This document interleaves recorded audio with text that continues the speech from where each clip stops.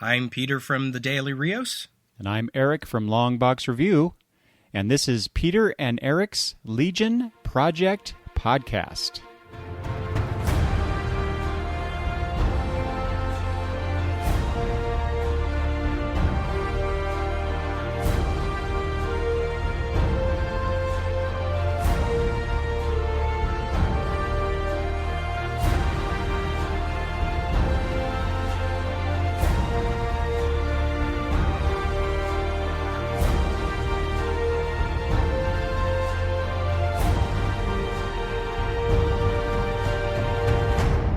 Welcome to episode 16 of the Legion Project Podcast.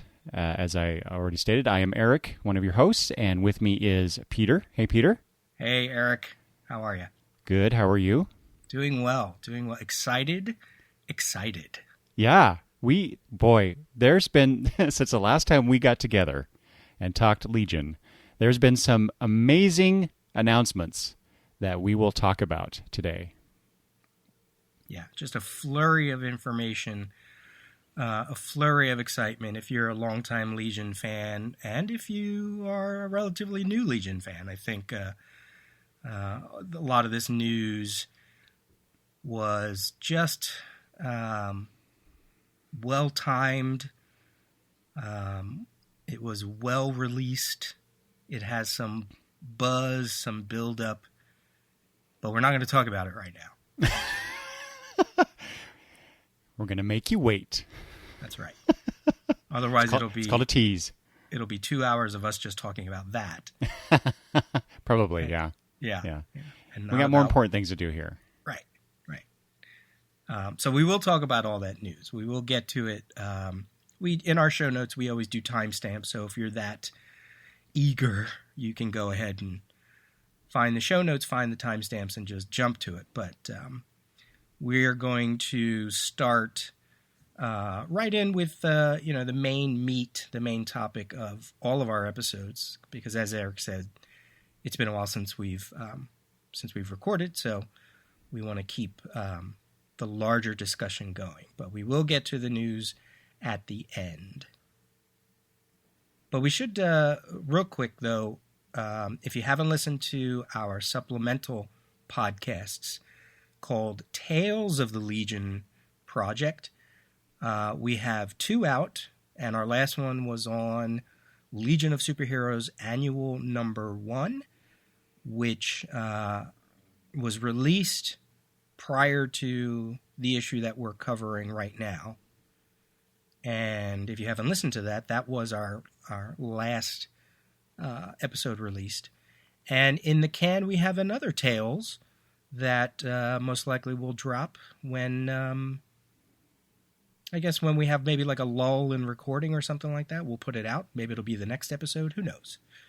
But that's covering Justice League versus the Fatal Five, the DC animated movie that was released back in April or May.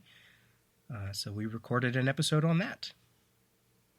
Yeah, I almost thought we would we might release that before this, just because of the length between recording sessions, because I went on vacation. But we'll see where that ends up, I guess. Yeah. I mean, it'll give people time to see it if they haven't already.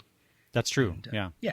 Mm-hmm. See, I forget that people aren't like me sometimes, and as soon as a DC animated movie comes out, I watch it immediately.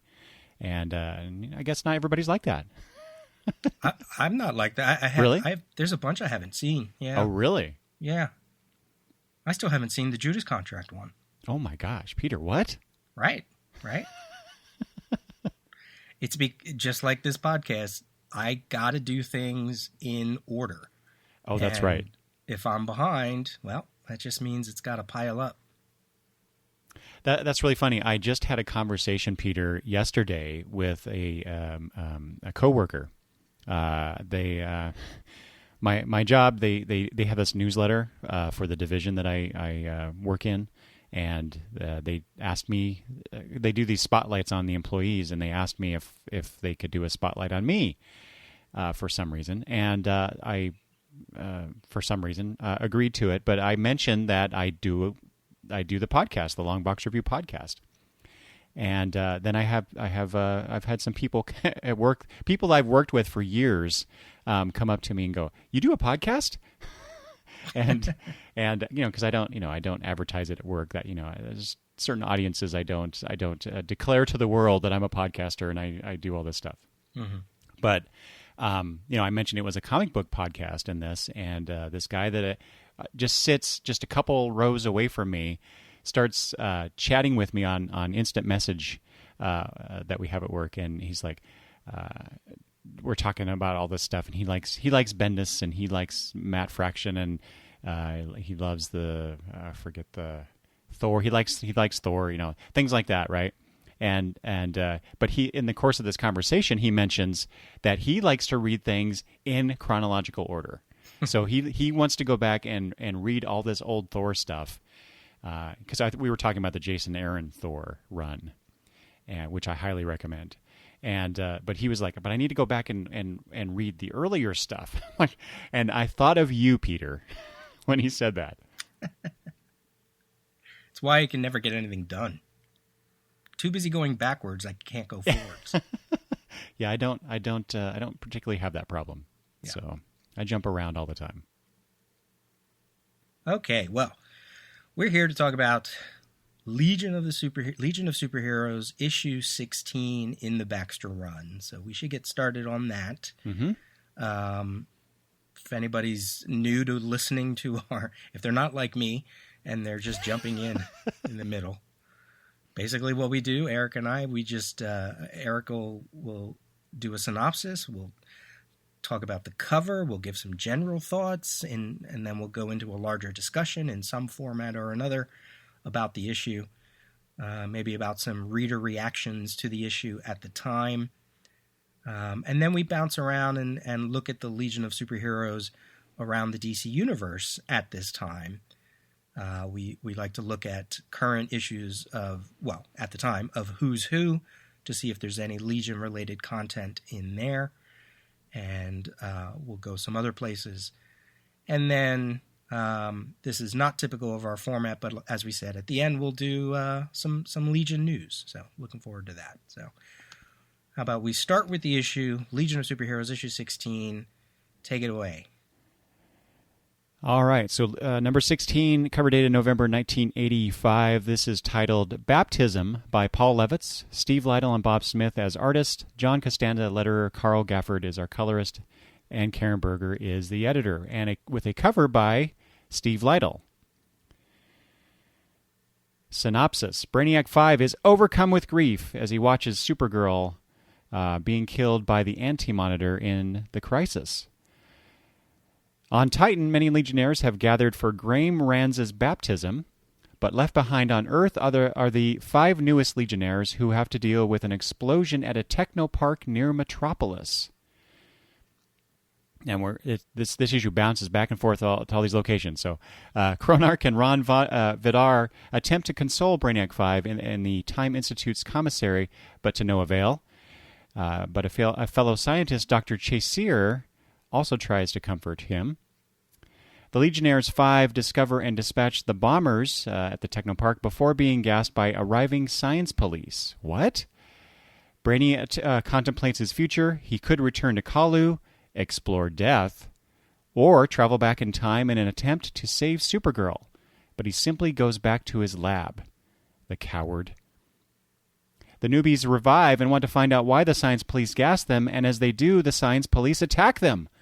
The Legionnaires, however, quickly subdue the officers, and Tellus scans their minds to discover that they have no idea what they've done or why. A new mystery begins. Or continues? Back in the Time Institute lab, Brainy finds Dr. Chaseer asleep at her console. He tells her to go home to sleep. Quote, "After all, tomorrow will be another day, whether we're ready to face it or not." That's probably one of the shortest synopses I've done for one of these issues. It was kind of weird. Yeah.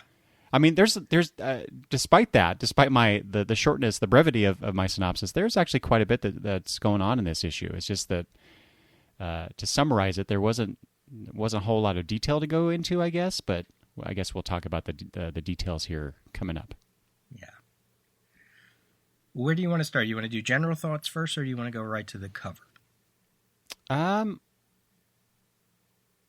I want to start with just a general thought. There's just a couple things I wanted to mention that kind of lead into everything else, if you don't mind. Sure.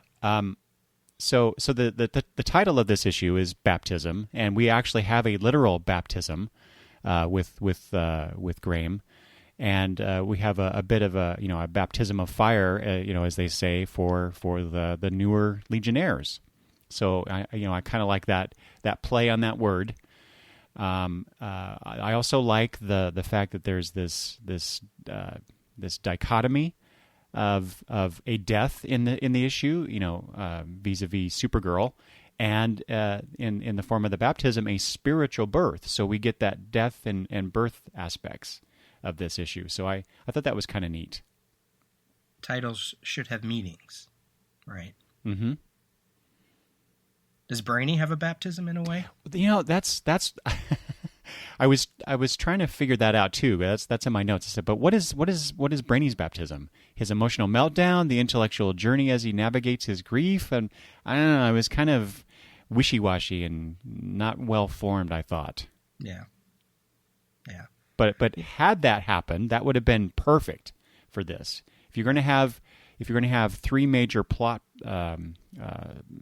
parts to your issue, and you're going to call your story Baptism, and you got two aspects of that baptism, you might as well fill out the third. So, but maybe I'm just missing something. Well, I'm sure, like you said, we have a lot to say about Brainy, so maybe we can explore that some more. Yes. Let's go to the cover. I'll save my general thoughts for once we get into it. Let's just go to the cover, because I think for me it's one of the most striking covers to date. Yes. It means something, especially if you were reading this issue at the time, because it was released shortly after Crisis number 7 had been released. So if you were reading the Crisis and you were a Legionnaires fan, or maybe if you were not a Legionnaire fan,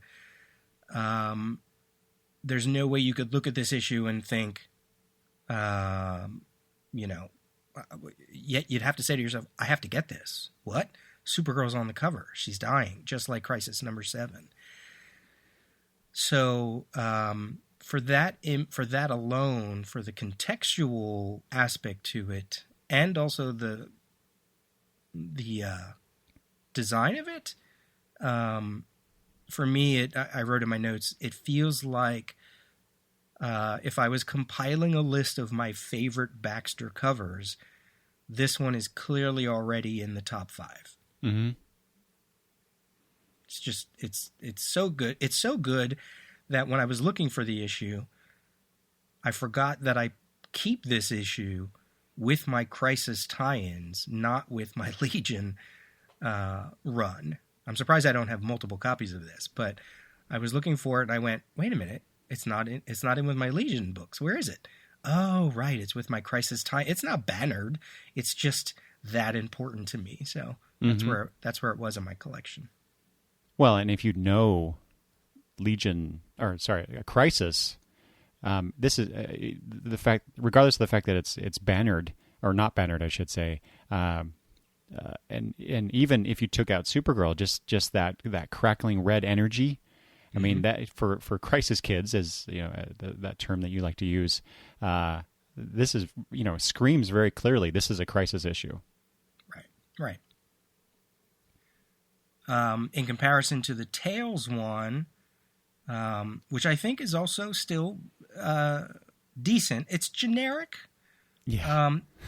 Not to say that it's bad. It's sort of standard, right? It's a standard. It's not. It's sort of a group shot, but it's more of an action shot. Mm-hmm. It's very relevant to the story. But so is the Baxter issue. I mean, the Baxter cover could be page 1 of the story, of the issue. I like the Tales cover. It's also by Steve Lytle and Larry Malstead inks. When you look at the course of these covers, like when you look at issue 15 of the Baxter run, that featured the Legionnaires 5, as you called it. And then this one, it features Brainy and Supergirl. So had this one also featured the 5, I don't know, maybe it wouldn't have worked. It wouldn't be so dynamic. It wouldn't be a seller.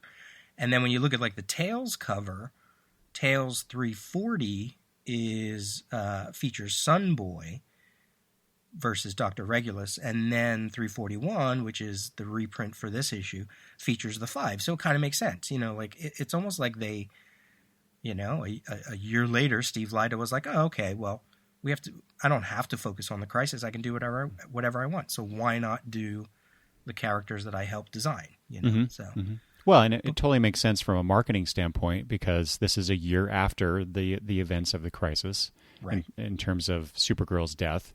And so why would you put that on the Tales cover? It doesn't make any sense from that standpoint, even though that's a huge part of that particular issue. Right. They may not. Certainly DC was very strict about what they wanted to put out there once the Crisis was done. I mean, not only with Supergirl, but like the JSA was nowhere to be found outside of All-Star Squad or Young All-Stars. So.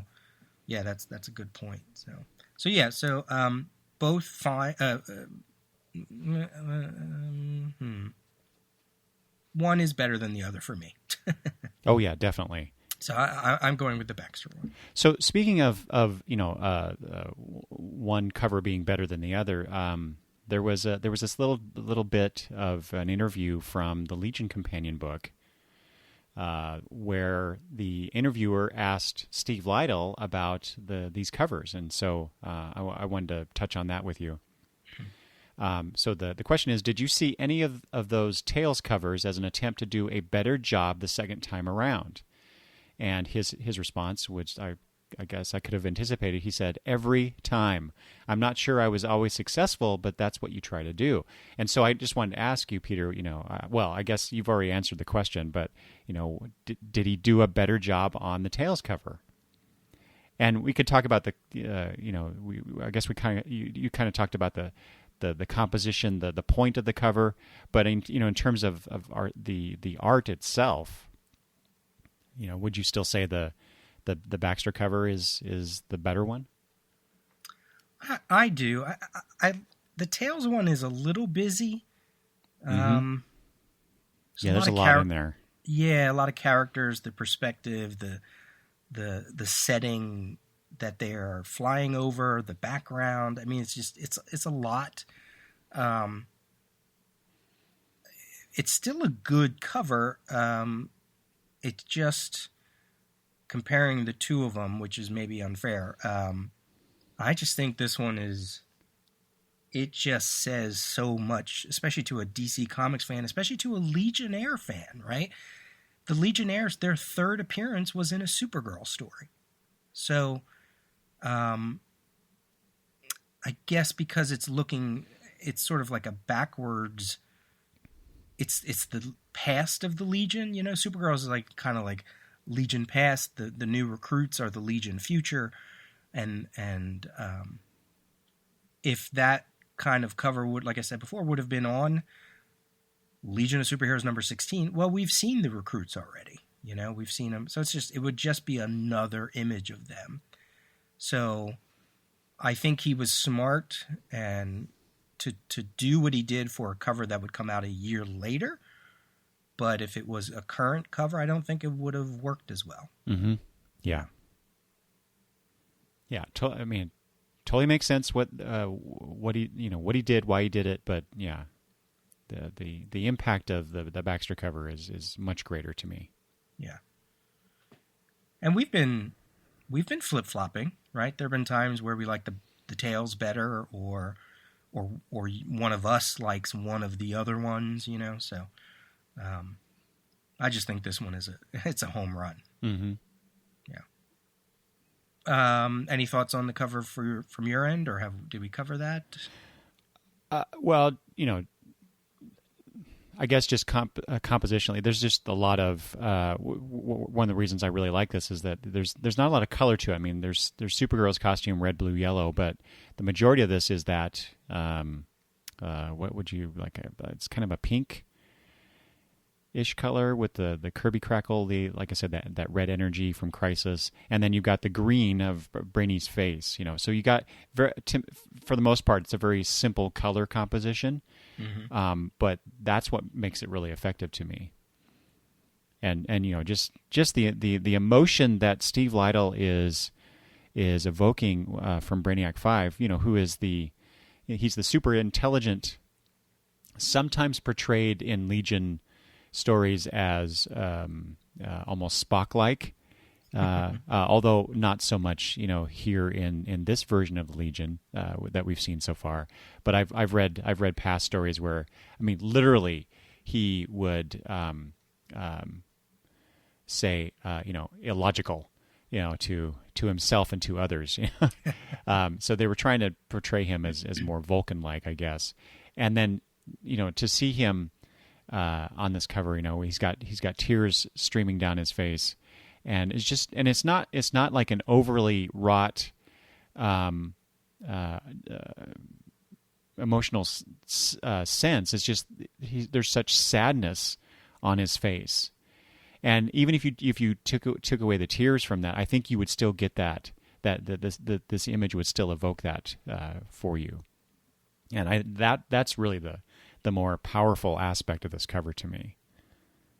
So in my research for this issue, I came across, actually I think it was doing research for Greg LaRocque, came across a gallery, first on his MySpace page and then on Comic Arts Fan, or Comic Art Fans. He recreated this cover in his style in 2008. And I assume it's for a commission. But it is a recreation of this cover. The images are flip-flopped, so Supergirl is on the left and Brainy is on the right. Maybe we'll include that in the show notes so people can see his take on this cover. Yeah. Did you want to talk about it specifically, or just? Yeah, you can. Yeah, I just if you I talked a lot about how Brainy is portrayed on our cover here by Steve Lytle, but then you look at him on this cover by LaRocque, and what a huge difference! It's I don't mean to disparage anybody, but it's the way Brainy is shown here. It's very, I don't know, over the top. I guess Brainy almost looks hysterical in his sadness here. So in other words, I'm not as affected by it as I am the Lytle cover. Right. Even though both covers are depicting the same kind of thing, they're trying to get at the same sense of this situation. So, I mean, it's not a bad cover. It's not poorly drawn or anything. It's an interesting choice, I guess, that LaRocque did or made. It's interesting to see two artists do the same theme. Yeah. Do the same moment in time or whatever, and just how it's different. Well, yeah. So that brings up something about this. I don't know if we want to jump into this just yet, but something I wanted to just touch on is just an artist's style or interpretation of things, but mostly I'm talking about style, because we have a different inker here over Lytle's pencils, Bob Smith. Mm-hmm. And I think Bob Smith for the most part, does a really good job at mimicking Malstead's inks. But there are times where you can definitely tell this is not a Lytle Malstead joint, right? It's definitely Bob Smith here, kind of shining through, and it's just I always enjoy seeing how an inker affects a penciler's work, and you really start to see if you can do that. And right now I'm actually reading through a bunch of old adventure comics from the late 70s. and through the different stories that are in those comics, it's the same penciler, but they would bring in a different inker almost every issue. And you can really see the difference in or how much the inker contributes and completes the work from issue to issue with the penciler they're working with. So that's just one part of comics, one aspect of comics that I really appreciate, and quite honestly I don't have a good sense of it, because normally you don't have that situation where you have a bunch of different, at least in terms of the comics that we've been examining, we don't really have a whole lot of that, where there's a different inker involved with this penciler that we're seeing month to month. So I like that. I just thought it was a really interesting difference with Bob Smith's work. What did you think of Bob Smith here with Lytle? Well, we were talking about Lytle in the past 2 episodes because we knew he was shortly to be leaving the book, right? And last issue 15, was the first Greg LaRocque issue, and the one before that was the last, obviously the last Lytle one since, before 16. And because we knew he was going to leave, and you read, I think we both read some background reference stuff about his time on the Legion, his departure from the Legion, it feels like this issue, I guess we also found out that this issue, script-wise, was written before the previous issue. So even though there's some alterations probably in the script that make it feel like it's after issue 15, and obviously it is after issue 15 because it's issue 16. It was written prior to 15. So I feel like art-wise it's not very strong in some of the places. Other places it is strong. It's very uneven. Yes. And I have to wonder if this was partly because of what Lytle said before about that it just was taking him too long to do a monthly book. It would take him 6 weeks to do a book that really needs 4 weeks, And maybe it got to the point where he was like, you know what, I'm just going to finish. I'm just going to thumbnail stuff, because it feels like as the book goes on, it kind of gets a little rougher, but yet there are other places where it's like, oh no, that looks pretty good. Because like the early baptism scenes are great. Yes. And then you get later on some of the fight stuff with the Legionnaires 5, and as you called it, and it's it's not as clean. Right. So I just flipped through the other Lytle issues, and they all say Steve Lytle, well, most of them say Steve Lytle and Larry Malstead, artists. So they're not separating out the penciler and the inker. So usually when they do that in comic books, it usually means the inker is doing a little bit more than just inking. Maybe they're embellishing, they're finishing some things, backgrounds, whatever. So if that's what they're doing in this issue, it does feel like Bob Smith had to probably really finish some rough layouts just to maybe get the book done. I don't know. I'm talking out of turn here, but that's the only thing I can think of because it doesn't hold up to Steve Lytle's previous work. Right. And I'm not going to, I can't say that that's Bob Smith's fault. I think that's just what we know, that he was leaving the book. They had to get the book finished, and maybe his heart wasn't into it anymore, and these are the pages that Bob Smith got, and he went, all right, I got to finish it. Yeah. So, yeah, very uneven. Yeah, I thought so as well.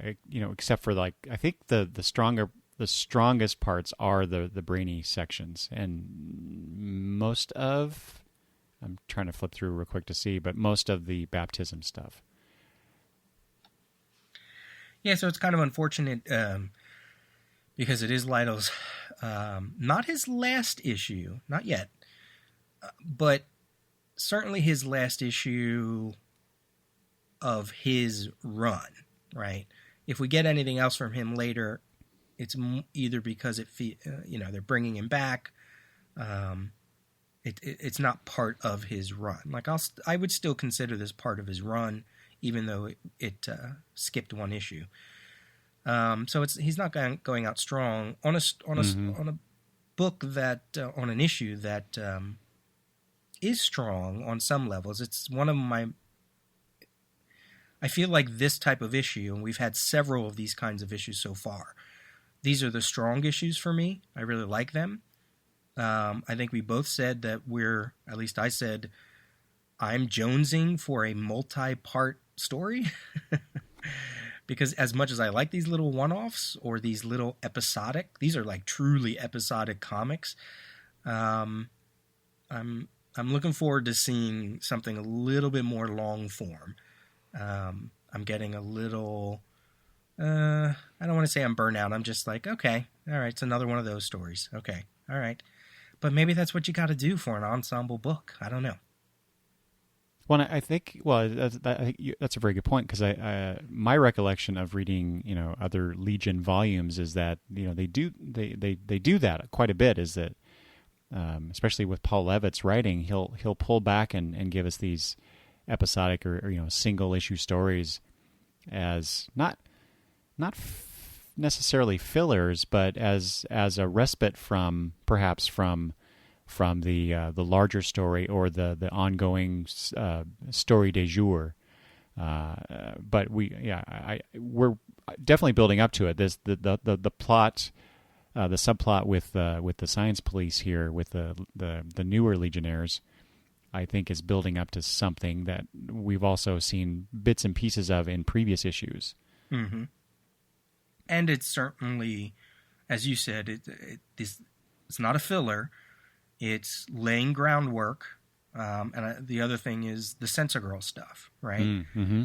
We've seen her now in 2 other issues, and she's always been in the background. But now this is the first one where she's like right front center, showing off her powers, showing off her personality, how she relates to her fellow Legionnaires 5, how they relate to her. So in that instance, even though it still is sort of an episode, it is part of what's going to be the larger Who is Supergirl mystery. Mm-hmm. So I certainly appreciate all that. In terms of the whole, like, this book felt to me like what I loved about Claremont and John Romita Jr. on the X-Men right before the 200s. When they just got back from Secret Wars and all the way up to issue 200, there would be issues where they're just, playing baseball and beating up the Juggernaut at a bar, and talking around one of their rooms in the mansion. And it was the same thing, big cast, big universe, one book, right? This was prior to any multiple X-Men titles other than the New Mutants. And it was this concentrated, episodic soap opera. And that's when the Legion works so well for me. But there was some stuff in this that... some stuff I really liked and some stuff that I was like, okay, come on, rev these engines up because I know where we're going. Yeah. And what's really unfair is the next issue box even says, the start of a new era. No more ads, longer issues, right? More pages. So I'm being unfair because they know that too. And I feel like they're kicking it up a notch, mm-hmm. whether it's because they have a new artist. Well, yeah, they have a new artist. They have new characters. They have a new focus where they're going to go after this. So for this book to be called Baptism and for what Brainy says in the last panel and what we're going to get next issue, maybe my comments are unfair, but it was fine. It was a fine issue. Mm-hmm. Well, I can totally see your frustration perhaps with this issue, because Levitz and company are, we're kind of seeing like the girders of a building that they're constructing, right? And so that kind of stuff is not as interesting or sexy or whatever, but it needs to be that kind of groundwork. If I'm going to extend that metaphor, needs to be laid, and so they can build up to that next thing. And so, I appreciate it from a storytelling aspect, but yeah, I'm with you. It's like, yeah, it's time. Let's do something interesting with the Legionnaires, and then circle back around as I said before, they often do, to more personal stories. But boy, with this issue, with Brainiac 5, I'm sure we'll get into this, but I had a very strong reaction to this issue because of the Brainiac 5 stuff. And I really appreciated that. Yeah. Well, I might as well go to that. I mean, I feel like I don't want to shortchange the book because it does hold a special slot in my collection. I mean, as a Crisis kid, as a Legionnaire fan, this is an issue that I do enjoy. Just reading it now, years later, not necessarily out of context, because we're pretty much in context here as we do these episodes. We're trying to put it in a historical sense as well as a 2019 discussion. So the Brainiac stuff, as you said, is really interesting. Yeah. In many ways, story, conceptually, as a DC Comics in a meta way. I mean, there's just a lot of stuff to it. So let's start on that. Let's talk about Brainy. Let me interject one thing before we move on to that. Sure. One last thing about Bob Smith, just because I thought it was interesting. He worked on 3 issues of the Legion in 1981 before this issue. And those were issues 272, 274, and 280. And 280 is about the time where I started collecting the Legion comic month to month. And so I didn't realize that Bob Smith was part of that. And then he worked on a lot of different DC comics from 1976 through the early 2000s. So he's been a mainstay at DC Comics for quite a while, or at this point anyway. Cool. Okay, Brainiac 5. Do you want to put this in context with Crisis issue number 8 before we get into that? Yeah, let's do that. Okay. Yeah, because you brought that up. We've been looking at Crisis. We've been looking at the Legion appearances of Crisis as it relates to whatever issue we've been talking about. But we normally put that at the end of the episode when we're talking about Who's Who, or if the Legion has any appearances outside of their title. But Eric pointed out before we started that the Legion appearance in Crisis on Infinite Earths number 8, which did ship prior to this issue, their scene in Crisis 8 really feels like a little prologue to this issue. And so, Eric said, well, let's talk about it now. So what do you have about that as you read that Crisis number 8 scene? Well, so really, I just wanted to explore whether you thought, or at least one thing, whether you thought this actually did precede that issue. It makes sense in the way that Brainiac 5 is reacting, because this is the scene here this is page 5 of issue 8, and they're in they're in the Legion headquarters. Yeah, for a second there, I thought it was the Monitor's satellite, but no. Brainiac 5's addressing, what is it, the 5 Earths that are starting to merge. Mm-hmm. The whole reason why the whole Supergirl sacrifice was so that the 5 Earths that were merging, that are left within the DC universe, would no longer be merging, although they are still connected. Yeah.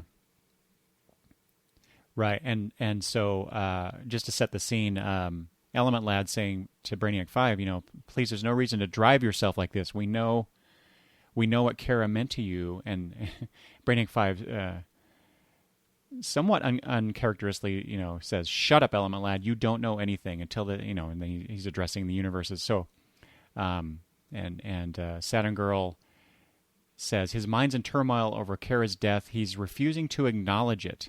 We've got to help him or he'll break. So that makes, from character sense, a story writing sense. It makes sense that he's gone. You know, the all those the phases of grief that you go through. You know, he's clearly in the denial stage at the point in that crisis issue, and I think he's more into the acceptance stage here in this issue, in issue number 16. So it makes sense from that standpoint that the crisis issue does definitely precede this one. But it is such a it's kind of a jarring difference between the two. And as you said, the crisis issue did precede this in publication time, right? Correct. Yeah. So if you were like, well, not like me, but perhaps like you, Peter, you read this crisis issue and then you read this issue at that time that they were published. Did you do that? Yeah, because I didn't. It depends on how I really should have gone back to look at my notes. I'll have to see if I still have, see if my notes, my comic book buying goes back this far. Because sometimes I would go week to week. Other times it would be every 2 weeks or whatever. So I may have lumped it all together, you know. But, oh, sure. Yeah. But reading it now, though, it certainly feels that way. Yeah, but you know, do you have any recollection, I guess, of a reaction to how Brainiac and the events between the two issues were portrayed? No, not that I can remember. I feel like it makes sense It feels like it makes sense in a here's how we're going to portray this character to people who may not know him kind of way. You know what I mean? Mm-hmm. It's the way that Jim Shooter wrote the first Secret Wars. He wrote these characters not as they existed in the stories that they were being published in at the time, but in a way that could be marketable to anybody.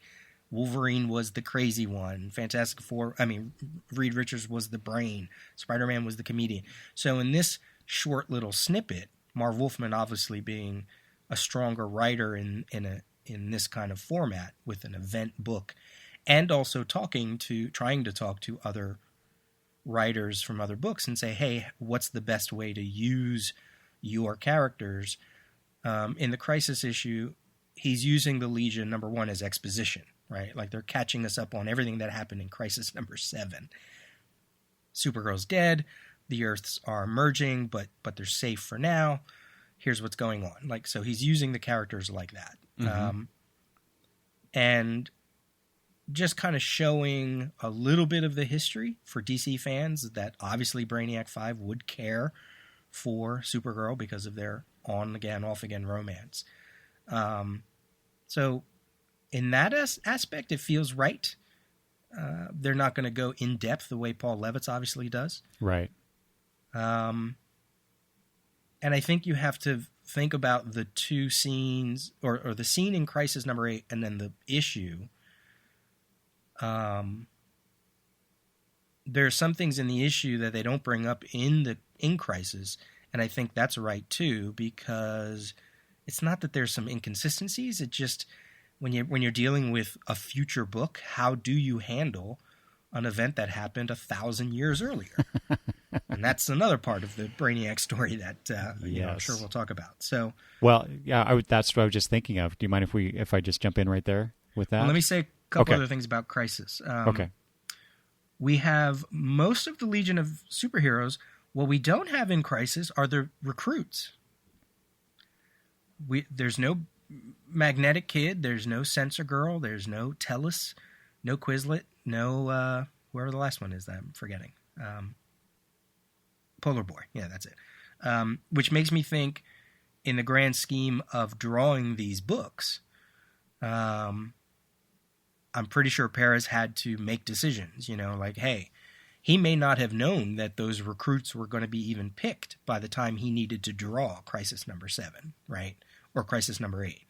So I think that's interesting. We don't actually see the recruits in Crisis number 8. And then the other thing I have here is, which we can get into what I think you want to get into is that in the Crisis issue, it feels like Brainy is experiencing Supergirl's death in real time, not as historical fact.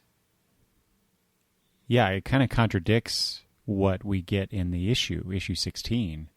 Right. Where it feels like in the issue, he's dealing with it as historical fact. It's almost like an anniversary observance, but at the same time, he's definitely processing it as if it just happened. It's a weird situation, which I guess, with when it comes to time travel type stuff, it would be weird, I guess.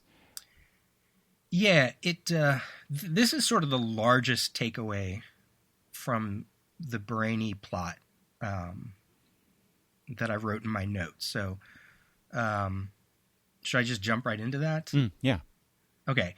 So, the only way I can sort of make it make sense, because in the issue, Brainy, as you said in the synopsis, Ron, and how do you say? I say Ron Vidar. I don't know why I always say Vidar. You say Vidar? Vidar, right? Yeah. Yeah. Who knows? I'm sure there's a pronunciation somewhere. Yeah. Yeah. And one of my other sort of favorite supporting characters that doesn't get enough love is the Chronarch. Right? Yeah. Like I don't know why I like him. He's just a bit. I hate bugs, so I shouldn't like him. But it's just an interesting design choice that And I think this is his like third appearance too. He hasn't had many appearances. So they're coming across Brainy. We've already had this teased at the end of issue 15 that he knew this anniversary was coming up. They're coming up to Brainy. They're like, in some ways trying to maybe get his mind off it or whatever. Brainy clearly saying things like, history cannot change. You taught me that years ago, which I love. I don't know if that's an untold story or maybe that's referencing issue 300, maybe. And then Brainy says, I still built the time bubble to conquer the centuries so I could hold her, meaning Supergirl, kiss her, and not dare interfere with her death. Yeah. Now, first of all, that's kind of creepy. Yes. Yeah. But a clever bit of retconning too. Yeah. Do you think it holds though? Do you think it holds true? Oh no. I mean, okay. If you look at all those past issues or the two interacting, it doesn't make sense at all. Right, because if he researched her history, if he knew her history prior to meeting her, which I think one of the letter writers commented on later, then he probably would have came across the whole notion that he was her boyfriend. So then it becomes this whole thing about, like, is he just playing a role? Does he really feel it, that he was always destined to be her boyfriend? That's kind of weird, and now he's going to cry about it even though he already knew about it? That's weird. Yeah, it is weird. Like I said, it's trying to take something that is already happened, you know about it, you've dealt with it, and yet he reacts as if it just occurred. Right. And, maybe that's a Kaluan thing. I guess we could try and write it off that way, but yeah, it is weird. The way I sort of make it make sense is if I just take what he's saying here, if we don't go too deep into the whole he learned about her but then also knew that he was part of her history, like maybe that part of it wasn't there. There is that Legion concept, we talked about it before, that some of the records of the 20th century and the 21st century are kind of they don't have 100% of the records because of some great disaster, no pun intended, or some world war or whatever, maybe because of the crisis, right? So maybe what it is that all he knew is that she was supposed to die 1,000 years earlier on that particular anniversary. But maybe he knew none of the details, including the fact that he was going to be part of the event that was going to cause her death. Because the thing that's hard for me to accept in this in this story is that sometimes Paul Levitz makes it feel like the crisis is historical fact. That in the Legionnaires' time, you always knew that the crisis happened, right? But that's not true in DC history. In DC history, the idea is that nobody knew the crisis was going to happen until it actually happened, regardless of where you are in history. Right. Right? So it's like a meta event almost. So I can be okay with Levitt saying Brainy knew that Supergirl was going to die, maybe even knew that she was going to die in some grand cataclysmic event, but none of the details should be known. And that's how I can wrap my head around his change between issue 15 and Crisis 8 and issue 16. Crisis 15, he's like, oh, right, the anniversary of Supergirl. Crisis number 7 and 8, oh, this is why she dies. Oh, my God, I didn't know it was like this. And then Crisis 16, oh, God, I'm so sad. Like that's the only way I can think of it to make sense, even though that's not a strong theory. Yeah. Or a strong whatever. No, I think it's a good attempt at explaining away the oddities of surrounding this. Yeah. Even though on page 2, that third panel, we clearly see. I mean, it still fits in with what you're talking about, but we clearly see a reproduction, or is it the actual art from? No, I don't think it is. I think it's a reproduction of when Supergirl gets blasted by the Anti-Monitor. Right. So is that? So it's clearly meant for us who were reading Crisis 2 at the time to know, yes, this is her death. This is the moment of her death. But it's like I said, it still works with what you were just saying. This is something that happens to Supergirl. Before this timey-wimey stuff gives me a headache. So if you're thinking about it in terms of this is an historical record that Brainy had access to, it could mean anything, that she's just getting blasted by some enemy. But the reader know that this is the moment of her death, and he's clearly saying, or at least making the connection for us. He's not specifically saying this is the moment of her death, but it's clearly he realizes that she's died here. So it's weird. And he does put a monkey wrench in my theory. On page 8, he says, but I knew it, talking about her death, but I knew it, every detail. So I'm like, yeah, right. Why did you have to put that dialogue in there? Because to be fair, no writer knew what was going to be the outcome of the crisis. I don't even think there's some early interviews where, as the first 4 to 5 issues of Crisis were being done, the ending was still being talked about. There was some real thought that a lot of the characters would remember the crisis, and then it eventually came out that no, only Psycho Pirate would know about the crisis by the end of the 12 issues. Everybody else would just know that something happened, some event did happen. They fought the Anti-Monitor, but it wasn't, the details were different in their minds. I can't really fault Paul Levitz, because at this time, that's the information he probably had. And he even says in the letter column, in a future book for this issue, that he ran this issue and issue 18, which is a Crisis bannered issue coming up. He ran it through, Marv Wolfman and Bob Greenberger, who was the guy in between the main Crisis title and all the other writers and editors around DC. And they, they helped him, he says here, with consistency, Crisis consistency. So whatever we're given at this time here, that's pretty much all he knew, And in fact, all of the DC universe was in a state of flux for a long time after Crisis ended, at least for a couple months, 6 months before John Byrne's Superman showed up, and then there would be even more craziness. So,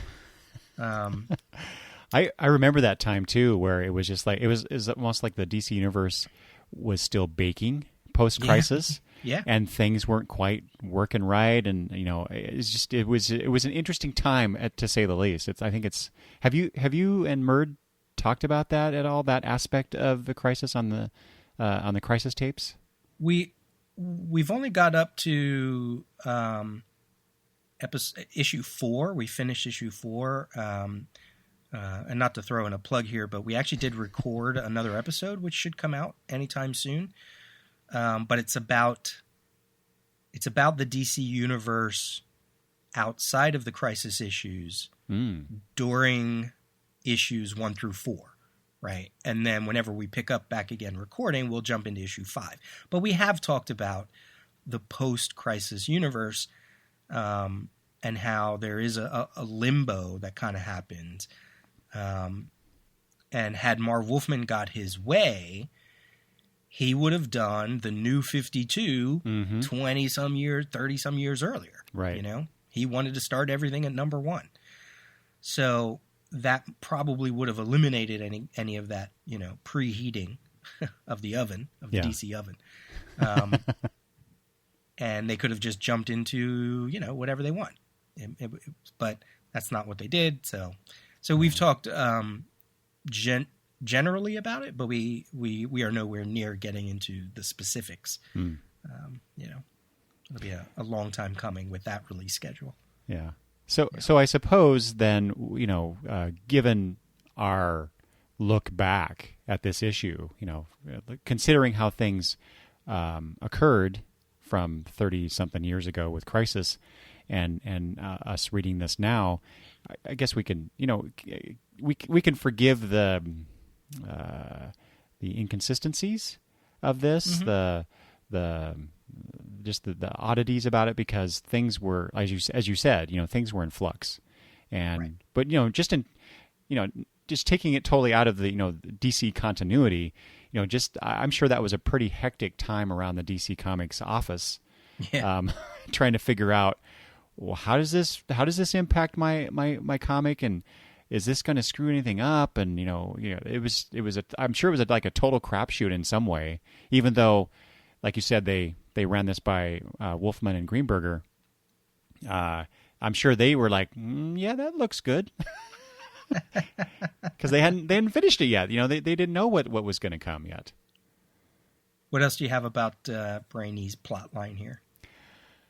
I guess just a few things. I guess first of all, I really appreciated the emotional side of Brainiac, even though it, like we've already mentioned many times now, it's kind of weird in the sense of how he was kind of stalkerish with Supergirl. But besides that, this, as I said before, they in the past they tried to portray Brainiac as this very logical computer brain type character, who didn't show that much emotion.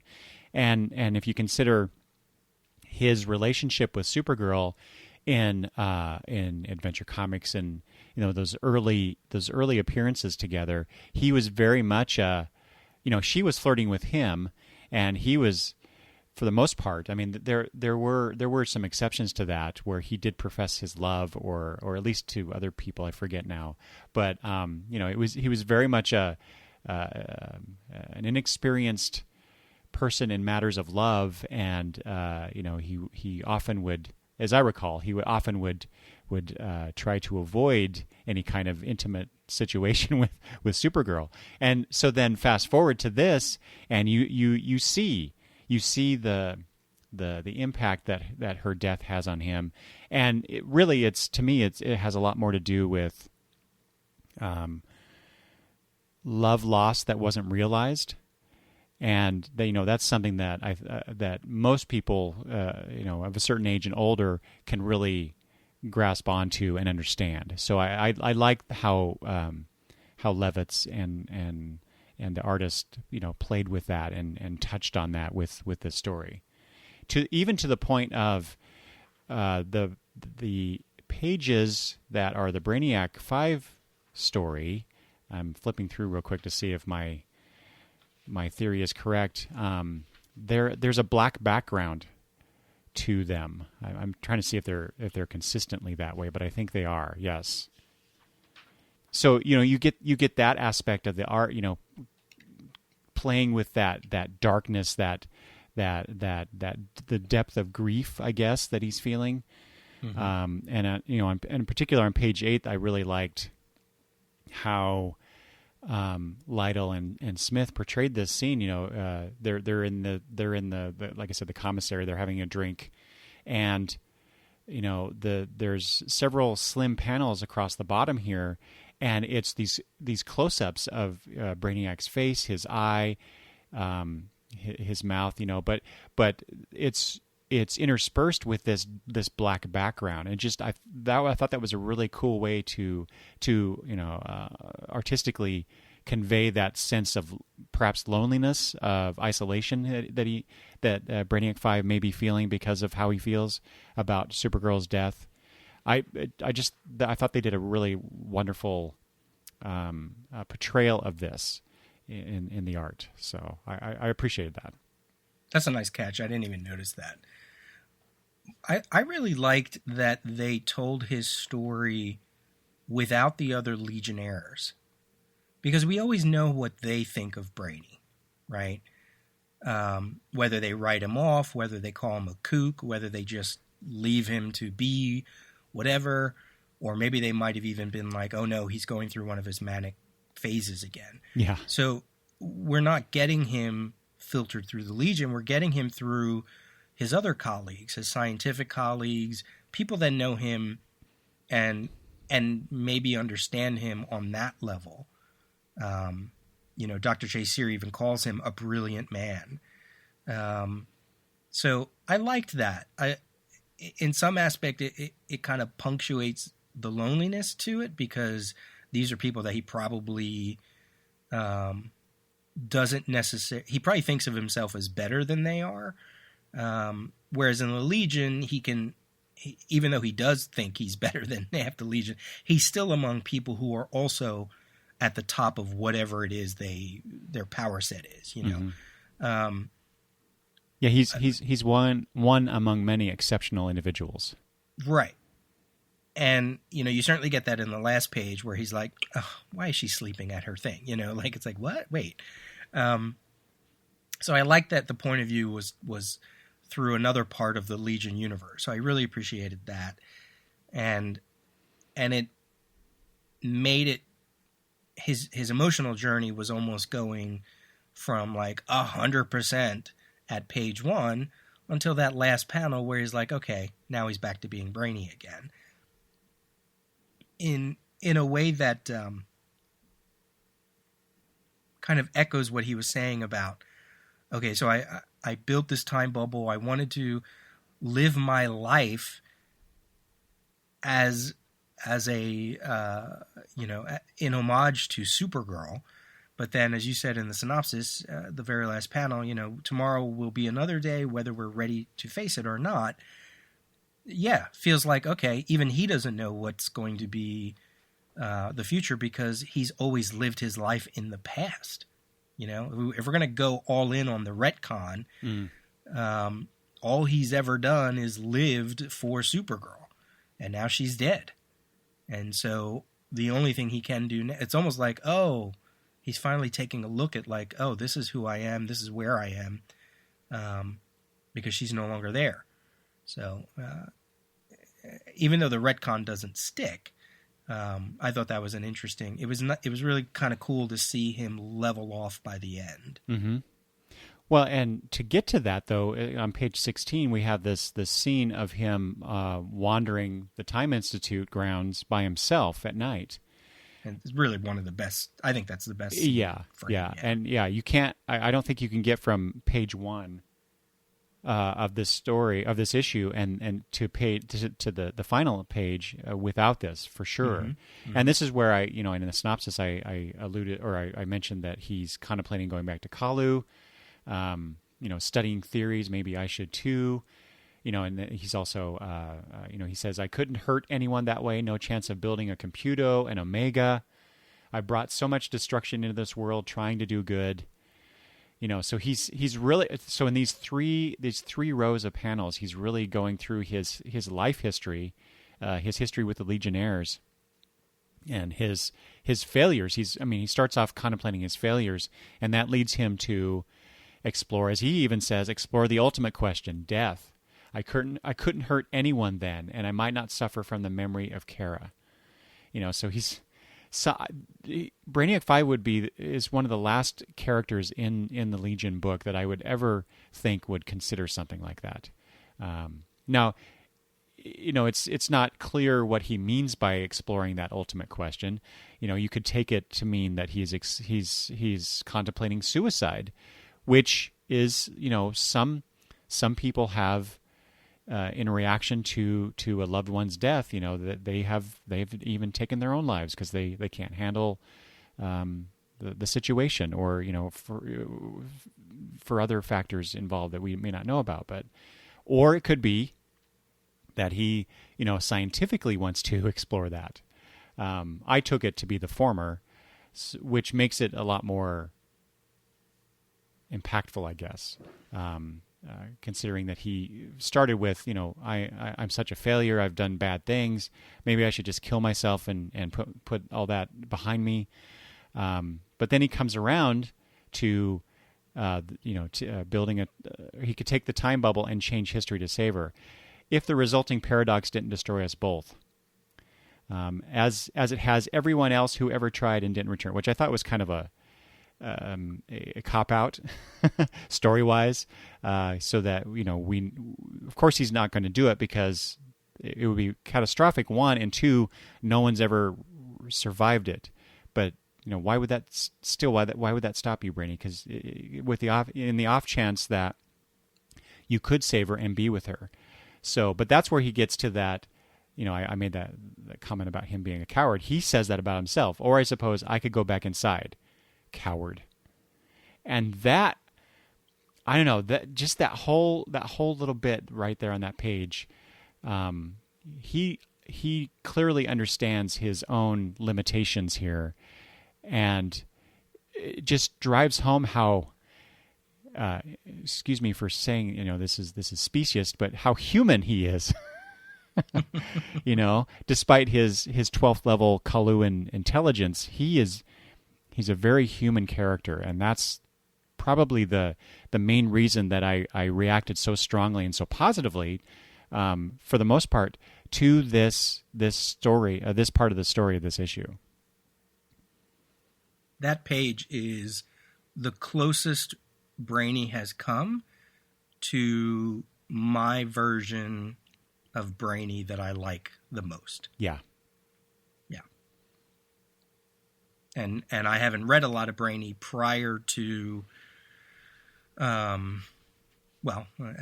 kind of stupid to say, but the first Legion issues that I read up through this Baxter stuff, there's been a lot of Brainy stuff, but I feel like this page is like, right, this is the Brainy I like.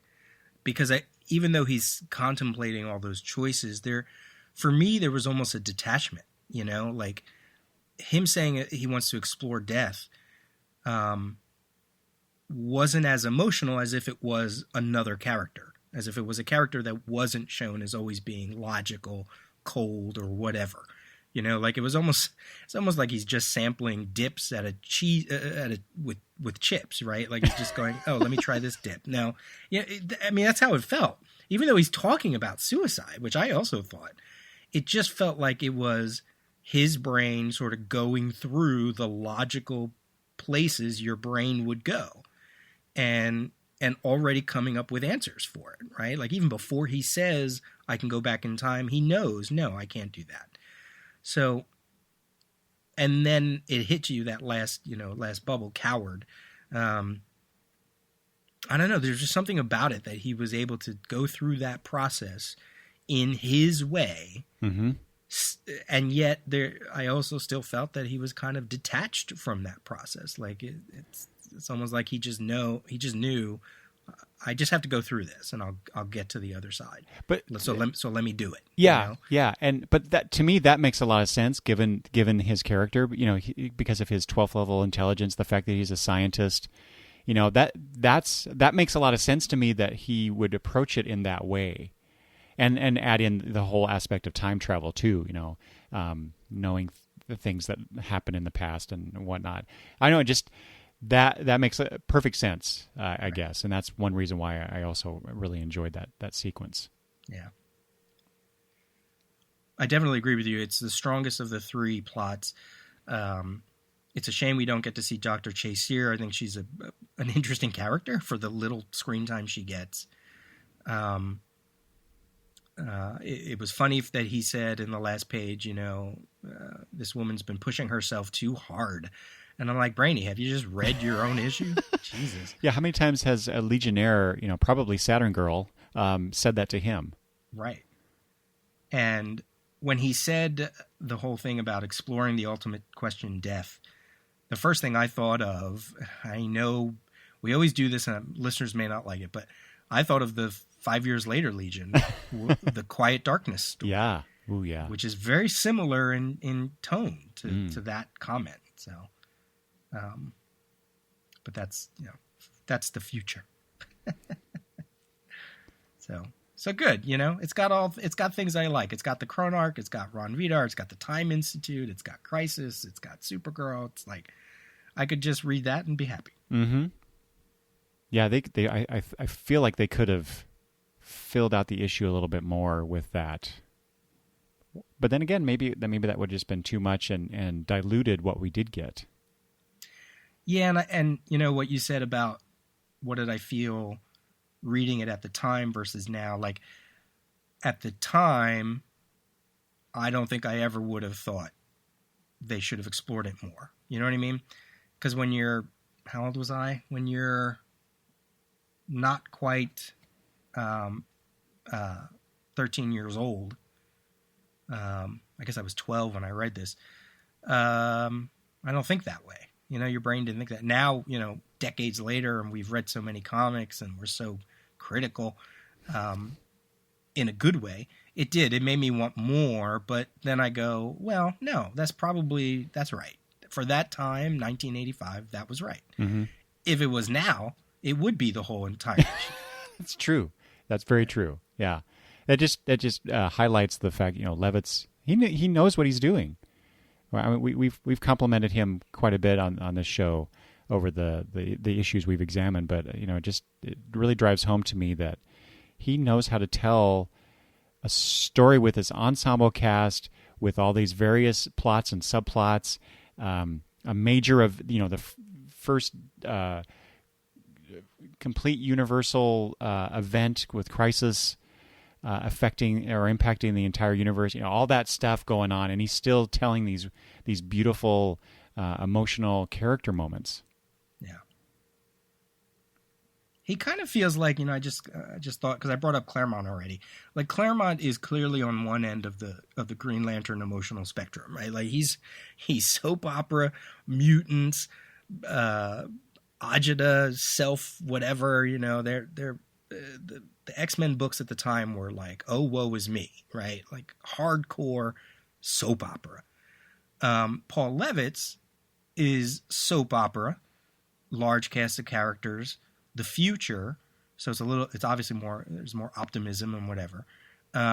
There's emotional stuff, but it's all very Paul Levitz-y. Like if you've seen his interviews, he's a corporate guy. He was one of the DC corporate guys. He's one of the old school writers. There's something by the book, And then I feel like Marv Wolfman is in the middle because he came from Marvel to DC, very much wrote the Titans soap opera, had huge emotional stuff, but there also was a lot of optimism as well. So I feel like, and when I think of those three creators, these creators that, lasted on books for a long, long decades, a long time, Levitz feels like the other end of Claremont with Wolfman in the middle. Yeah, I can see that. It's just a random thought. So the other two storylines, the Baptism and the Legionnaires 5, as I'm now going to call them, both fine stories. I liked the baptism. We barely saw any of it, but Yeah. it was a way for Lytle to draw almost all the characters again. I think the only one that I couldn't see in the background was Timberwolf. But it certainly makes sense with what's been going on with the babies, with the Trinity of the Legion. It gives them something to do in a story that isn't about them. I think Dream Girl looks fabulous. I love that hat she has on. Yeah. It's always cool to see the Legion when they're dressed up in clothing that is reminiscent of their costumes, but is not their costumes.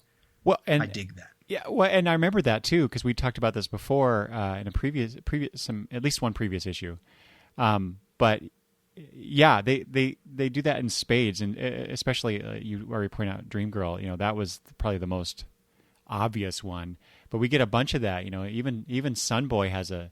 We don't quite see exactly what he's wearing, but you kind of get a sense that he has a sense of style, which makes sense for his character.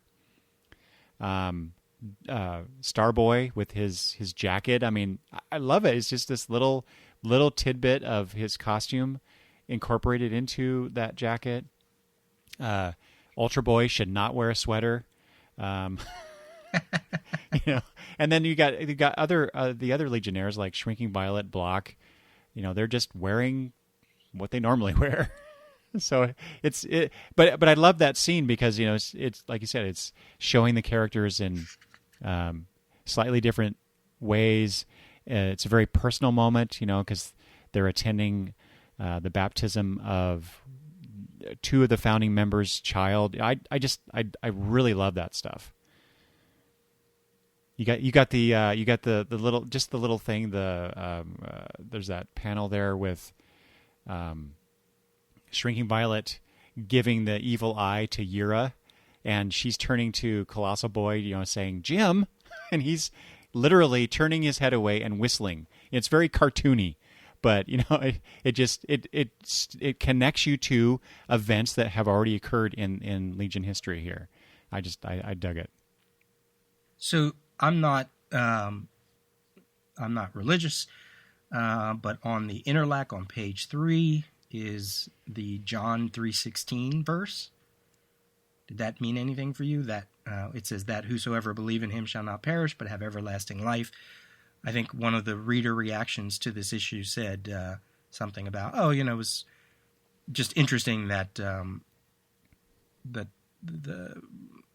that faith would be in existence, 1,000 years later. Also that it's on Titan, right? Like it's not Earth. Even though the lore is that Earth seeded all of these other planets. So I just thought that was interesting. I don't know if that was a Steve Lytle thing, a Paul Levitz thing. So I just wanted to make a reference to that. I had that in my notes as well. Yeah, I thought that was interesting that because normally in comics there is some lip service to religion and Christianity specifically, but I mean we get it front and center in here, with this baptism, and I had not realized that was the interlac was from the Bible. I meant to look that up, and I guess I forgot to do so. So that's interesting. And then and as you pointed out, the fact that these are Winathian and a Titan, Titanian, who are some denomination of Christianity. That's very interesting, and it makes me wonder if we'll touch on that. Excuse me. We'll touch on that in other ways. I know that with Colossal Boy, they've touched on the fact that he's Jewish, but not in any major way. So yeah, I'm curious if religion will basically will we see more religion in the Legion book going forward? Yeah, I definitely think we see that. I mean, obviously we see it a lot in the 5 years later, and we see it in some ways when it's done through like other aliens, like the Durlans or some other characters. But yeah. But I mean, with that kind of stuff, it's usually that's their spirituality. That's kind of how it's presented. And for this particular issue to be so overt with the Christian elements, that's quite the change. Right. It's rare. Yeah, very rare, especially in superhero comics. So right. Yeah. And just to point this out, because I just noticed this in the Crisis issue that we just talked about. There's that panel on page 3 at the bottom where Chameleon Boy is introducing to Invisible Kid Prody 2, which is this weird insertion. Why? I mean, we've had the Protean stuff that's been going on as a subplot. So I guess that's a continuation of that. But it just seemed really odd to me that Chameleon Boy is introducing Prody to Invisible Kid at this juncture, at this specific moment. But then I also noticed in Crisis issue 8, Prody, I assume it's Prody 2. Prody is in that scene near Chameleon Boy, so there's that connection too, I guess. So it's a weird connection, but whatever. Yeah, and not to spoil the timeline, but I looked ahead to the next issue for some reason, and the Prody stuff does play out. I figured it makes sense that since they did what they did in this issue, that it would come up either very soon, but apparently very, very soon. So good. Yeah. That's all I had for the baptism part of it. Yeah, me too. Yeah. And then we go to the new recruits, the Legionnaires 5, who are hanging out in the headquarters as everybody else goes to the baptism, and then they are called away to a mission. And as Eric described, it has something to do with the techno parks, and it has something to do with science police whose memories have been maybe possibly tampered with. And throughout it all, we get our first sort of insight into Censor Girl. So let's dig into this. So considering, we don't. It's sometimes it's hard for me to talk about this because I know who she is and I know a bit of the history, but I don't want to reveal too much for those following along in real time with these issues. But we get a sense of her abilities because she anticipates the news of this explosion at the Technopark. She says, "How awful," and then seconds later we see that, and then she has these other sensory abilities, and she seems to have this ability to, I'm not sure how to describe that infrared and blackout thing.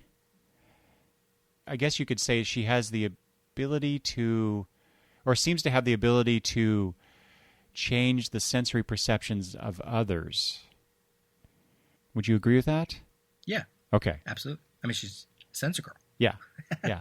Well, but what does that mean, right?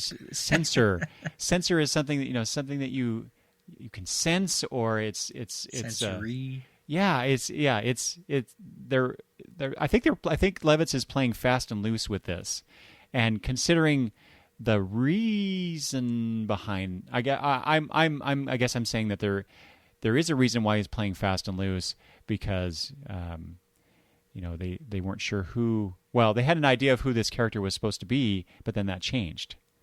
I think we should go ahead and say that part. Okay, we can do that now. Especially since this is an issue that focuses on that character. Well, especially considering that we just talked a lot about Supergirl dying here, so that I guess that makes sense. In an issue that's called Baptism, right? So she's dead, right? And the major theory, and for good reason, because the creators thought that this was going to be Supergirl. Yes. That's the part, yeah. Because I think we both read in our reference material, they straight up thought this character was Supergirl. That was the plan, yeah. Yeah. And that's I remember some of the stuff that I read regarding or from Lytle regarding this character, that's partly why he created that look, where she's, except for her hair, she is totally covered. And so, they wanted to play around with that, I guess. And Levitz wanted to, and this is from Lytle's recollection in this interview that I read. And correct me if I'm getting anything wrong, Peter, but Levitz wanted it to be Supergirl, but she would only have her sensory powers, her vision powers, essentially. So we get not her invulnerability, no flight, right? Yeah. Which that would have been a very interesting. Had they actually done that, that would have been a very interesting exploration of someone who had the greatest powers in the universe to being very cut off from that, and how would that affect you? Not to mention the fact that you quote unquote died a thousand years earlier. How does one process that, I guess? And it's kind of evident in this issue, again, to go to the reader reactions, they a letter writer even said, the super beings, Superman, Supergirl, Superboy, they've had infrared vision, because back in the Silver Age, they had every kind of vision. I mean, back in the Silver Age, when they didn't have heat vision, they used X-ray vision as sort of like a heat vision stand-in before they actually got heat vision. But they had, you got telescopic vision, you got microscopic vision, they had infrared vision. Sensor Girl knowing about the explosion could be that she heard it. Maybe she heard an explosion and heard screams or something like that. But yet she still gets knocked out by the science police. Yes. By the gas. So clearly she doesn't have her invulnerability. Mm-hmm. So yeah, it was a very clever, if they were initially going with the fact that this was going to be Supergirl, what a clever way to direct people away from that possibility, because, well, that doesn't make sense. Supergirl wouldn't get knocked out unless there was kryptonite involved, blah, blah, blah. I thought that was a interesting way of throwing in a red herring, I guess. And I'm not sure when the decision was that DC or whoever, I mean, again, Paul Levitz was a member of the corporate side of things at this time. When they said, no, we absolutely have to put a kibosh on anything that isn't Superman. No Superboy, no Crypto, no Supergirl, So, I don't know. I don't know if when they created this issue, it feels like when they created this issue, they still thought she was Supergirl. Again, it's an issue about Supergirl. So it's almost like they're just throwing it right out there. But somewhere along the way, that's not the case. So, or not. I don't know. I don't know. Because there's some stuff in here that I'm like, oh, it should almost feel obvious who it is, who it's going to be. But I didn't know. I didn't know at the time. I wasn't experienced enough in my Legion reading to be able to make certain assumptions. So, although it feels very obvious to me now, it didn't back then. Mm-hmm. And I feel quite a bit robbed of that experience, because I was not reading these issues then. At that point I was still reading the Tales book, and so I hadn't read this stuff. And then by the time I got back into the Baxter run, I think that storyline had already played out, and it was known who this character was, and so it's like my first encounter with Sensor Girl was her being Sensor Girl, but people referring to her as the other character. So it was just like, oh, new character. Oh, it's this. Well, why is she like that? So I guess I'll be discovering the reveal now, but it's it's undercut by the fact that I know who it is. So I would have enjoyed that process, like, well, who is this? Well, is it Supergirl? Because I would read the letter column as well, and so I would be reading those letters and people trying to figure it out, and I'd be trying to do play along at home too. So that's unfortunate, but whatever. So here's some of my notes about some of that reference material. When Paul Levitt saw, this is Steve Lytle talking, that I had designed a Legionnaire with a full mask, I think that sparked his desire to spare Supergirl from her crisis fate by making her the lady behind the mask. So that's interesting. Makes it sound like he was just like, go create some characters, and then we'll figure it out later. I believe the original idea was that even she didn't know her true identity, and that she had lost all of her Kryptonian powers except those pertaining to her senses, as we said. This is why, in the early appearances of the character, she appears to have powers consistent with X-ray vision, heat vision, etc. It wasn't until Mrs. Khan, Jeanette Khan, who was DC's publisher, insisted that Supergirl should remain dead, that Paul came up with Plan B. And we'll save that for future issues. Okay, I have a bit of an add-on to that. Okay. From Lytle, he says, but a few issues later, or a few weeks, whatever it was, Paul says, "We can't do it. It can't be Supergirl." Jeanette Khan laid down the law. She says, "If they die in crisis, they're dead. That's it." Would love to know when that switch happens. Because I feel like this issue feels like it's Supergirl, mm-hmm. but you can make an argument that it's also not Supergirl. Yeah. But well, again, Levitz is very clever here, not tipping his hat too much, and playing around with our expectations, and being a good comic book writer in the sense of teasing us to get us, involved and wondering and, buying more issues.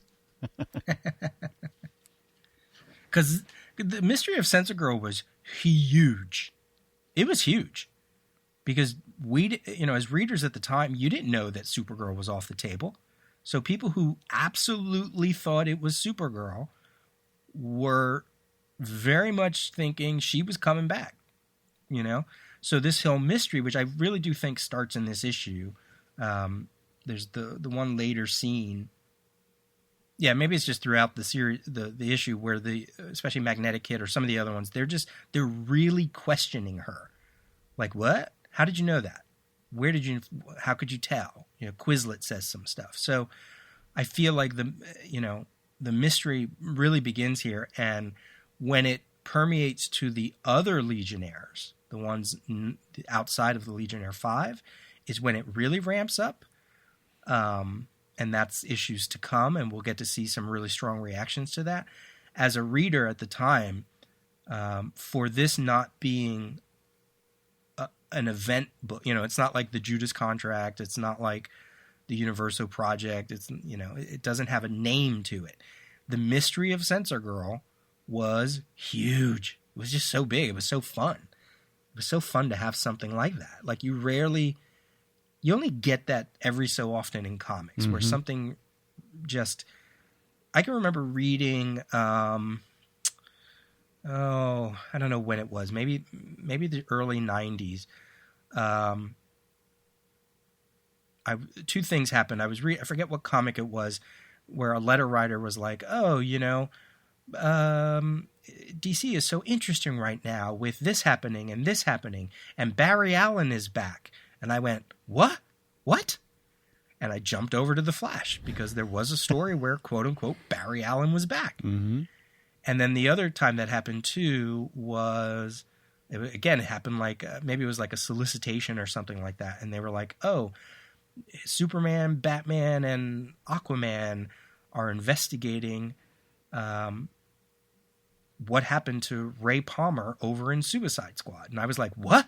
what's happening to Ray Palmer over in Suicide Squad? Even though I was a reader of Suicide Squad, I had dropped off, and the last year or so, there was this like Ray Palmer-esque story going on.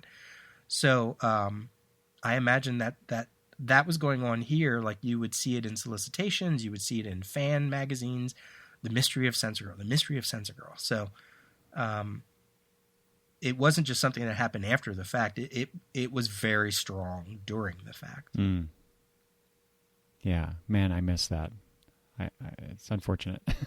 Yeah, we don't get that too much in comics these days because everybody spoils everything. Yeah. I think the only thing I can think of that is even close to that was maybe Terra in the New Teen Titans, but oh sure. But even then, that was as I recall, pretty quickly we found out what she was up to, or that her intentions weren't as noble as we perhaps thought at first. Right. There is something on page 12. It's you touched on that, how these Legionnaires are kind of questioning her or probing her for more information. And she comes across as very confident. At one point, Tellus asks, "Are you sure about something?" And she's like, "Always tell us." And then on the next page, there's this panel where Quislet's asking Censor Girl something, and she's contemplating it there, and says, "No one's noticed us. I know."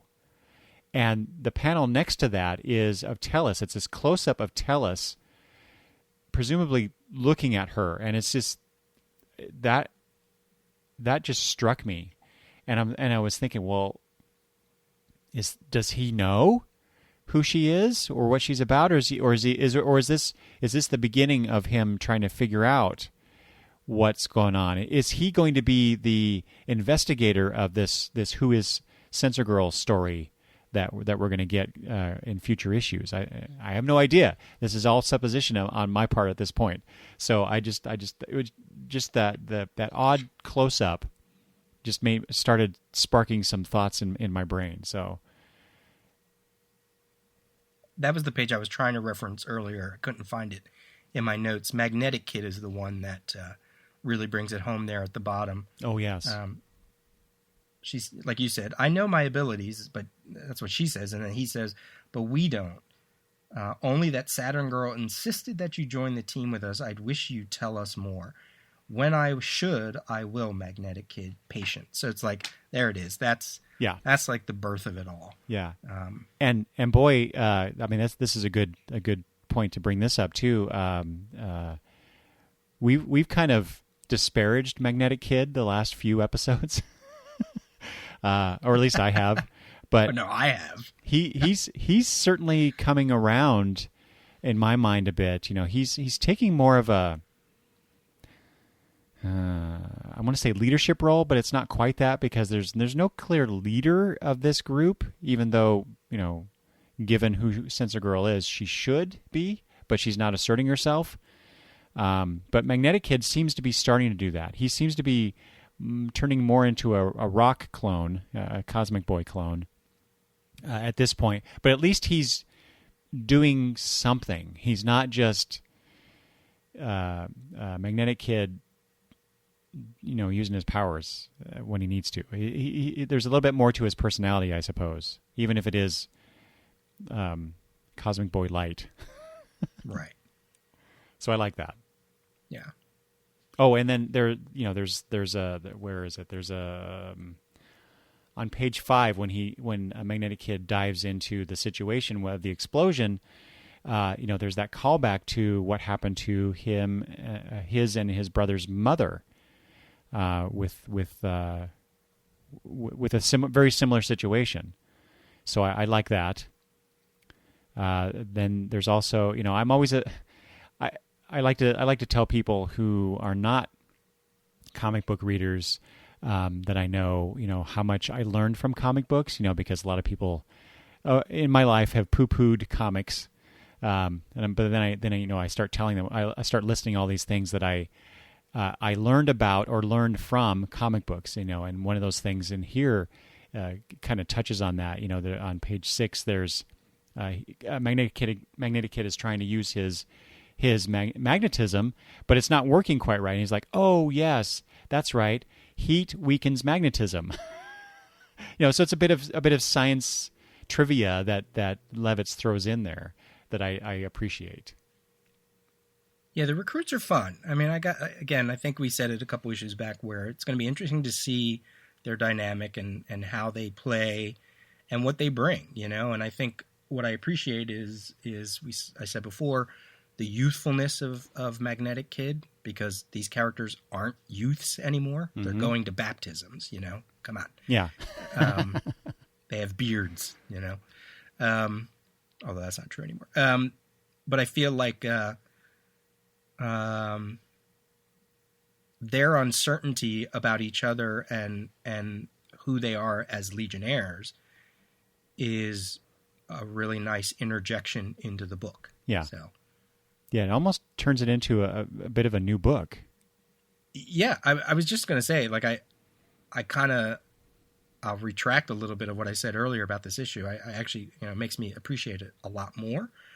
And, as I said earlier, the next issue blurb, I think they were smart, a new beginning, no ads, 28 new pages, including pinups of all the active members. I think they knew they had to go somewhere else. So it'll be really interesting to see what next issue brings and where it kind of goes from here. And I like this issue a little bit more than when we started. I do too, actually. The mission, the Legionnaires 5 mission part of this issue was clearly in my mind the weakest of the three, which is interesting because the baptism gets so few panels on the page, overall. But now talking through it with you, I've changed my mind a bit as well. I don't really have anything else major, just little things here and there. And I'm sure the listeners want us to get to the news soon. I love Quizlet's line on page 4 where he's like, everybody's 2-2 today.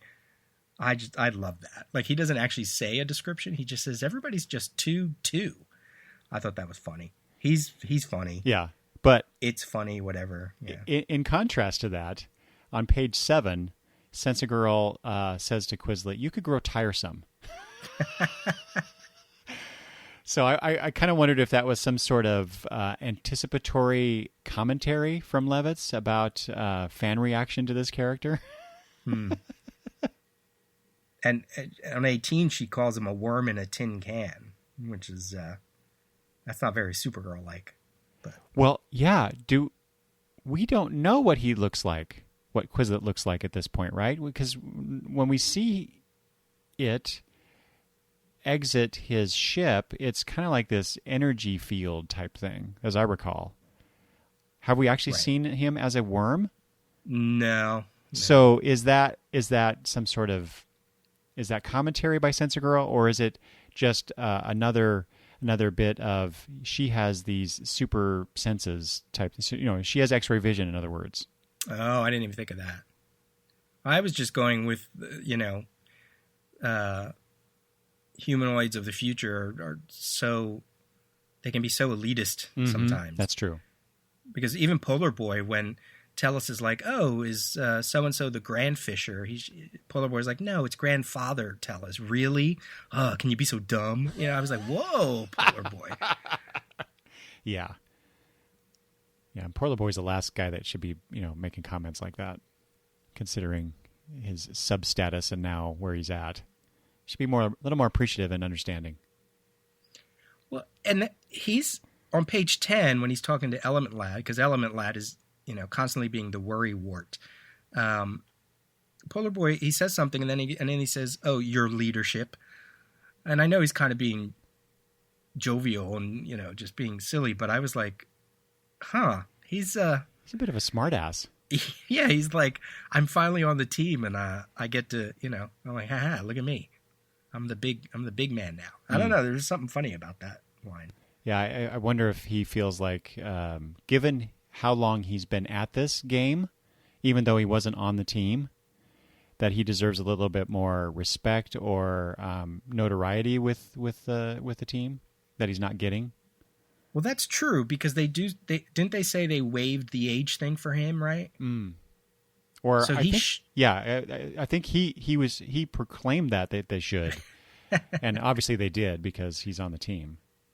So he's older. That's what I forget about him.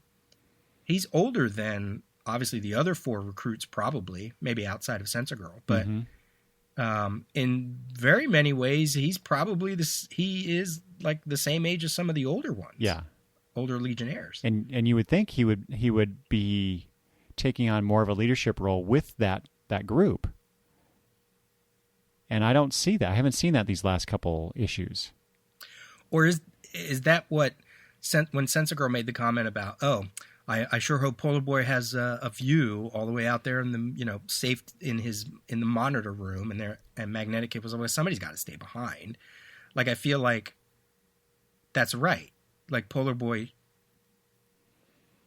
I mean, I guess anybody could have stayed behind, but it's not wrong for him to stay behind. That's true. Yeah. I mean, I guess that makes sense.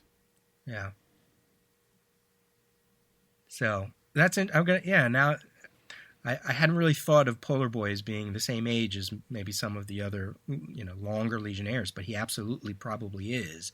So his temperament is kind of different. So that's kind of, we'll have to see if that keeps track. Yeah. The only other thing is, this mystery of the space science police, their brains not being able to read their minds. They don't know what happened or why they did it. Is a clue that's in relation to the new president at the time. I don't remember why what's going on with the techno parks, like why is that relevant? But this mystery will play out after the Supergirl mystery. So I can't remember if we've mentioned it or not, but okay. I assume it is something that's going to happen. So we do find out the truth about Supergirl, and then we get that next thing that's coming up. Yeah. Okay. I couldn't remember if the events were flipped. All right. Well, so long, Levitz and Lytle, and hello, Levitz and LaRoque from here on out. So next up, let's not do the news just yet. Let's go to Who's Who number 9. Let's follow our format because there's not much to talk about this. So every issue, we like to look at the Legion aspects in whatever Who's Who issue came out at the time. Who's Who number 9 came out August 15th. And the only real Legion character is Grimbor. But we might have a few notes here and there on the Guardians of the Universe and also Gemworld, which was featured in this issue. I figured you would want to touch on those. Yeah. Grimbor, you probably have more experience with him than I do. Maybe? Well, his return to the book where he chained the Earth, that was because that was the Reflecto story as well. And so that was really when I got into the Legion. That's when I was buying it every month. 277 through 280. Yeah. With George Perez covers. Yes, which is played a big part into why I would buy the issues anyway, was those Perez covers. But so he was the first major villain that I encountered with the Legion. And so, I don't know if there's much to say beyond that. Just that I quite enjoyed that storyline, and I wanted to know because he, like I said, he came back to the Legion to enact his revenge, and I had not read the story that involved his partner, his lover. I'm blanking on her name. Charma.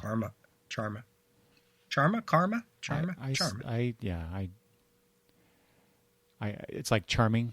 So I always pronounced it Charma. So yeah.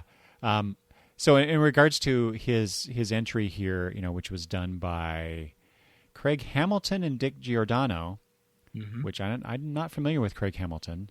I meant to look him up to see what else he's done, but the Giordano inking here is it's quite obvious. But I like how Charma is featured so prominently in like the background images of this, because she looms very large in Grimbor's history and in his motivations. So I appreciated that. I don't have anything. I don't remember reading a story about him. Maybe I have somewhere along the way, maybe post 0 Hour, but he has such his abilities to how do they put that here? He acquired a reputation as the best forger of locks, chains, and restraints in the known galaxies. So like I said before, he chained the Earth. And because of that, I think still at this time, Legion 16, they still have that polymer shielding, right, around the Earth? Mm-hmm. And that is a direct result of what Grimbor did in those issues that you mentioned. Oh. So they didn't want anybody else doing something similar, so they put up that shield to protect the Earth. So that, Grimbor being, I would say, still a relatively minor villain in comparison to some others. He's had a lasting impression on the United Planets, or at least Earth, in that way. So I will say, though, despite the fact that he has this reputation as the best forger of locks, chains, and restraints in the known galaxies, his fashion sense is quite lacking. that I don't even know what you would call that that one piece tank top. Singlet kind Singlet? of thing? Okay, there you go. Yeah. I'm horrible at, and I'll demonstrate that again when we talk about some of the Legion news that we're going to get to. I don't know how to talk about clothing very well. So, but anyway, there's Grimbor. Yeah. The Guardians of the Universe. We've been kind of talking about, their origins, how it connects to the controllers, how it connects to the Owens. Mm-hmm. Certainly Crisis number 7 was the one that merged the two beings together. But at that time, they still were coming from Owen. There wasn't really a mention of Maltus just yet. Although the history of the DC Universe will eventually mention that Owen was colonized from Maltus, but it still doesn't really go into detail. But I was trying to think, okay, where does that make sense in my brain that these two races, came from the same place outside of just Oa? And I realized the Green Lantern Ganthet's Tale prestige one-shot that came out in the early 90s, drawn by John Byrne, written by Larry Niven, I think. That really delved deep into Malthusian history. During the Millennium event, that dipped into that history, and then realized, oh, wait, the reason I remember Malthus is because during the Denny O'Neil, Neil Adams days on Green Lantern, Green Arrow, there was a story set on Malthus. And it was about overpopulation, because they were trying to do social commentary in a superhero science fiction setting. So it's not real Legion related, but it's slightly controller related. So that's really all I took from the Guardians of the Universe entry here at Who's Who, is that they're still not quite cemented on where everybody comes from. Mm-hmm. So, well, we have the whole connection to directly with the Legion with Green Lantern members as well, but that's far in the future. Right. And then Gemworld, the entry for Gemworld, Amethyst, Princess of Gemworld, but it's about the other beings in Gemworld, the dimension itself, the world. It doesn't make mention here, but there is, or at least there will be, a Legion connection in the sense that the planet Xerox, the Sorcerer's World that White Witch studied at one point in her origin story, that would eventually be retconned that in the future it's called the Sorcerer's World, but in the past it was called Gem World. So they kind of bring all that together, but that also will be like around 1988 when that happens. I thought it was earlier than that.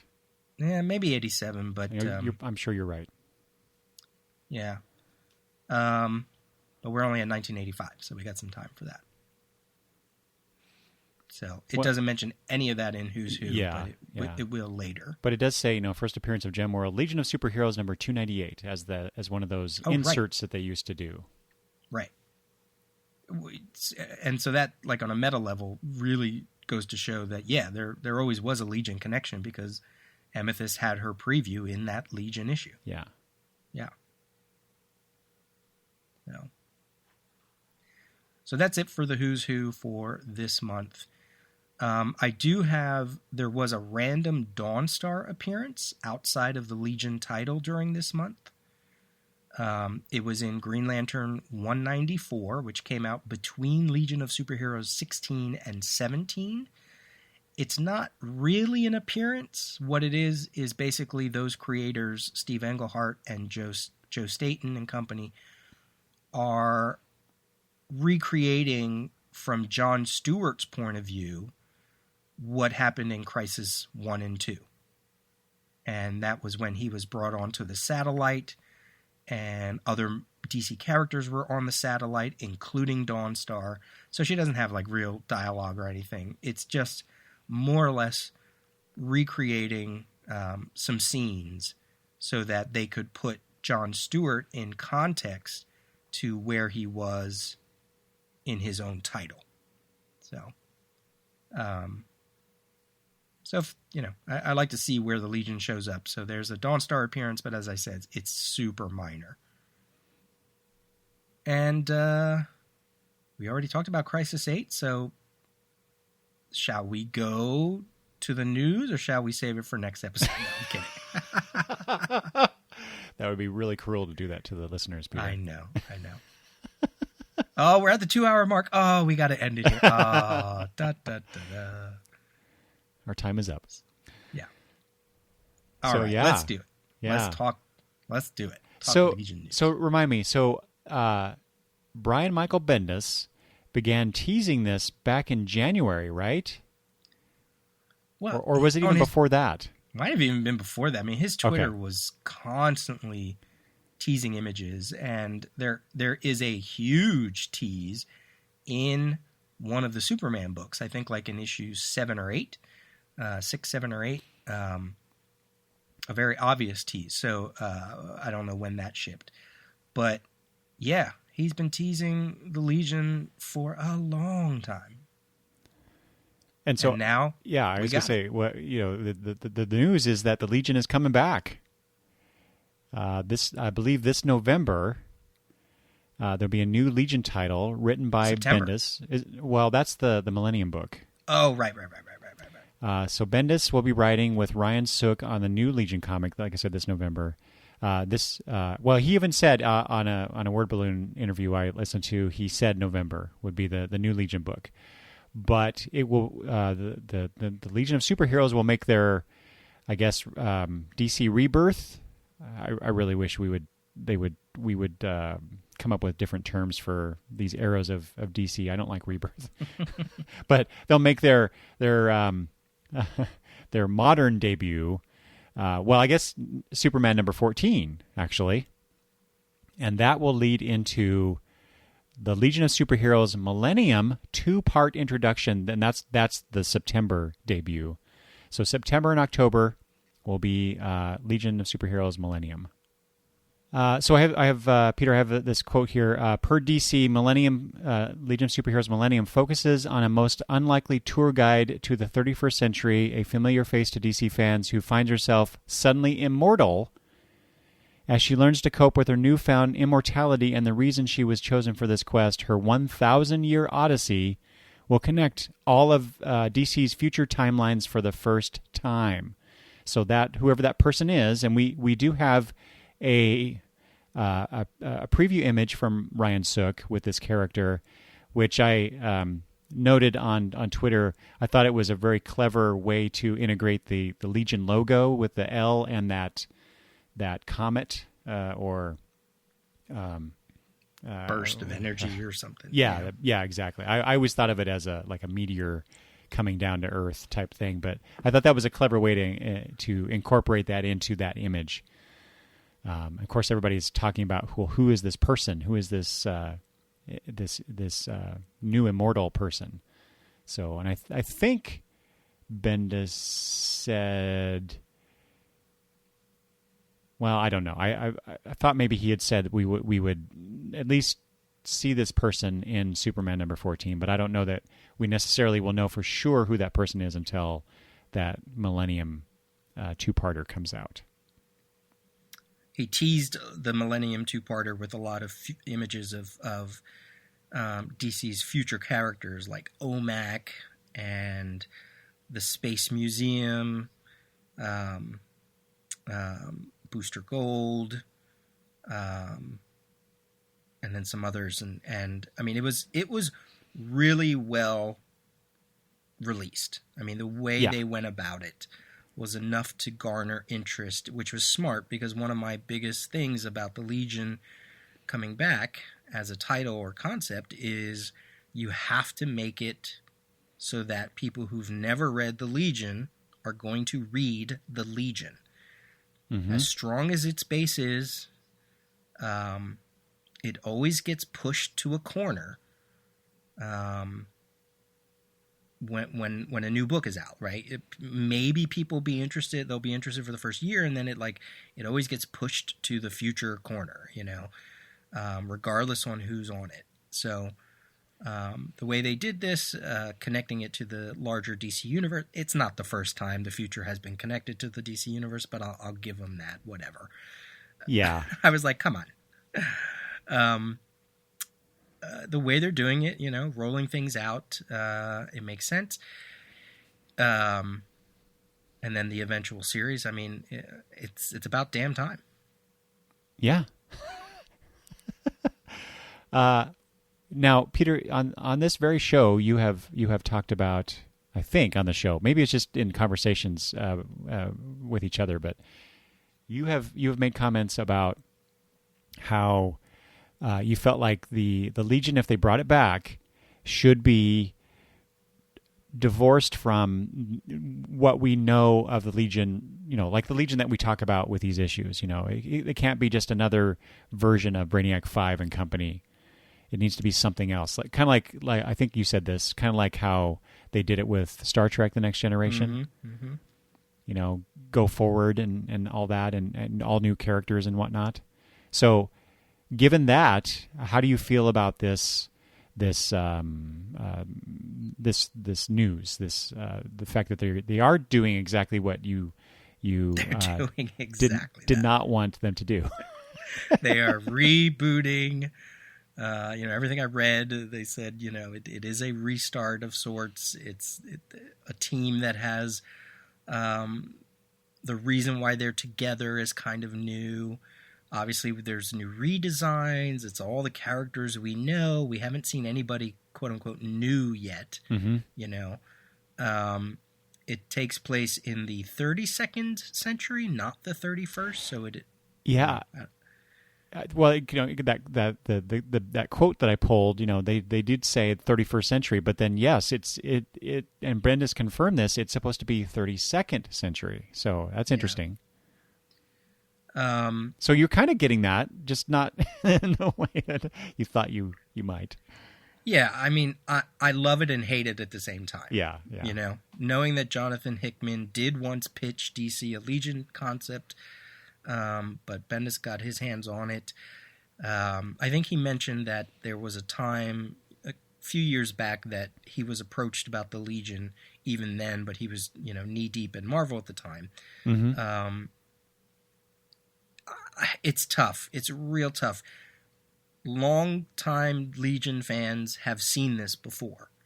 We've seen a whole new team brought together for a whole new reason, at least twice if you count Zero Hour and then you count the Mark Waid 3-boot. Mm-hmm. You know? Yeah. It feels like that Mark Waid reboot, you know? They got new costume designs, you know, the way they're extrapolating what characters would be like in a modern sense is very much what Barry Kitson and Mark Waid did. It's real hard. It's real hard because I feel like how do you make the team accessible if all you're going to do is still follow the same pattern of all the other reboots or even the original, right? Are we going to call this the ultimate reboot?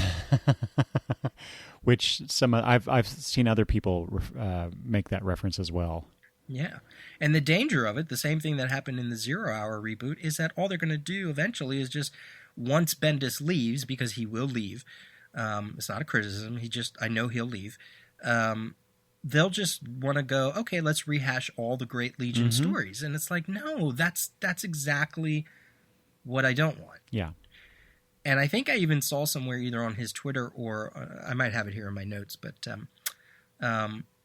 he was like, you know, writers want, you know, they want to leave their mark. So I'm hoping I get there.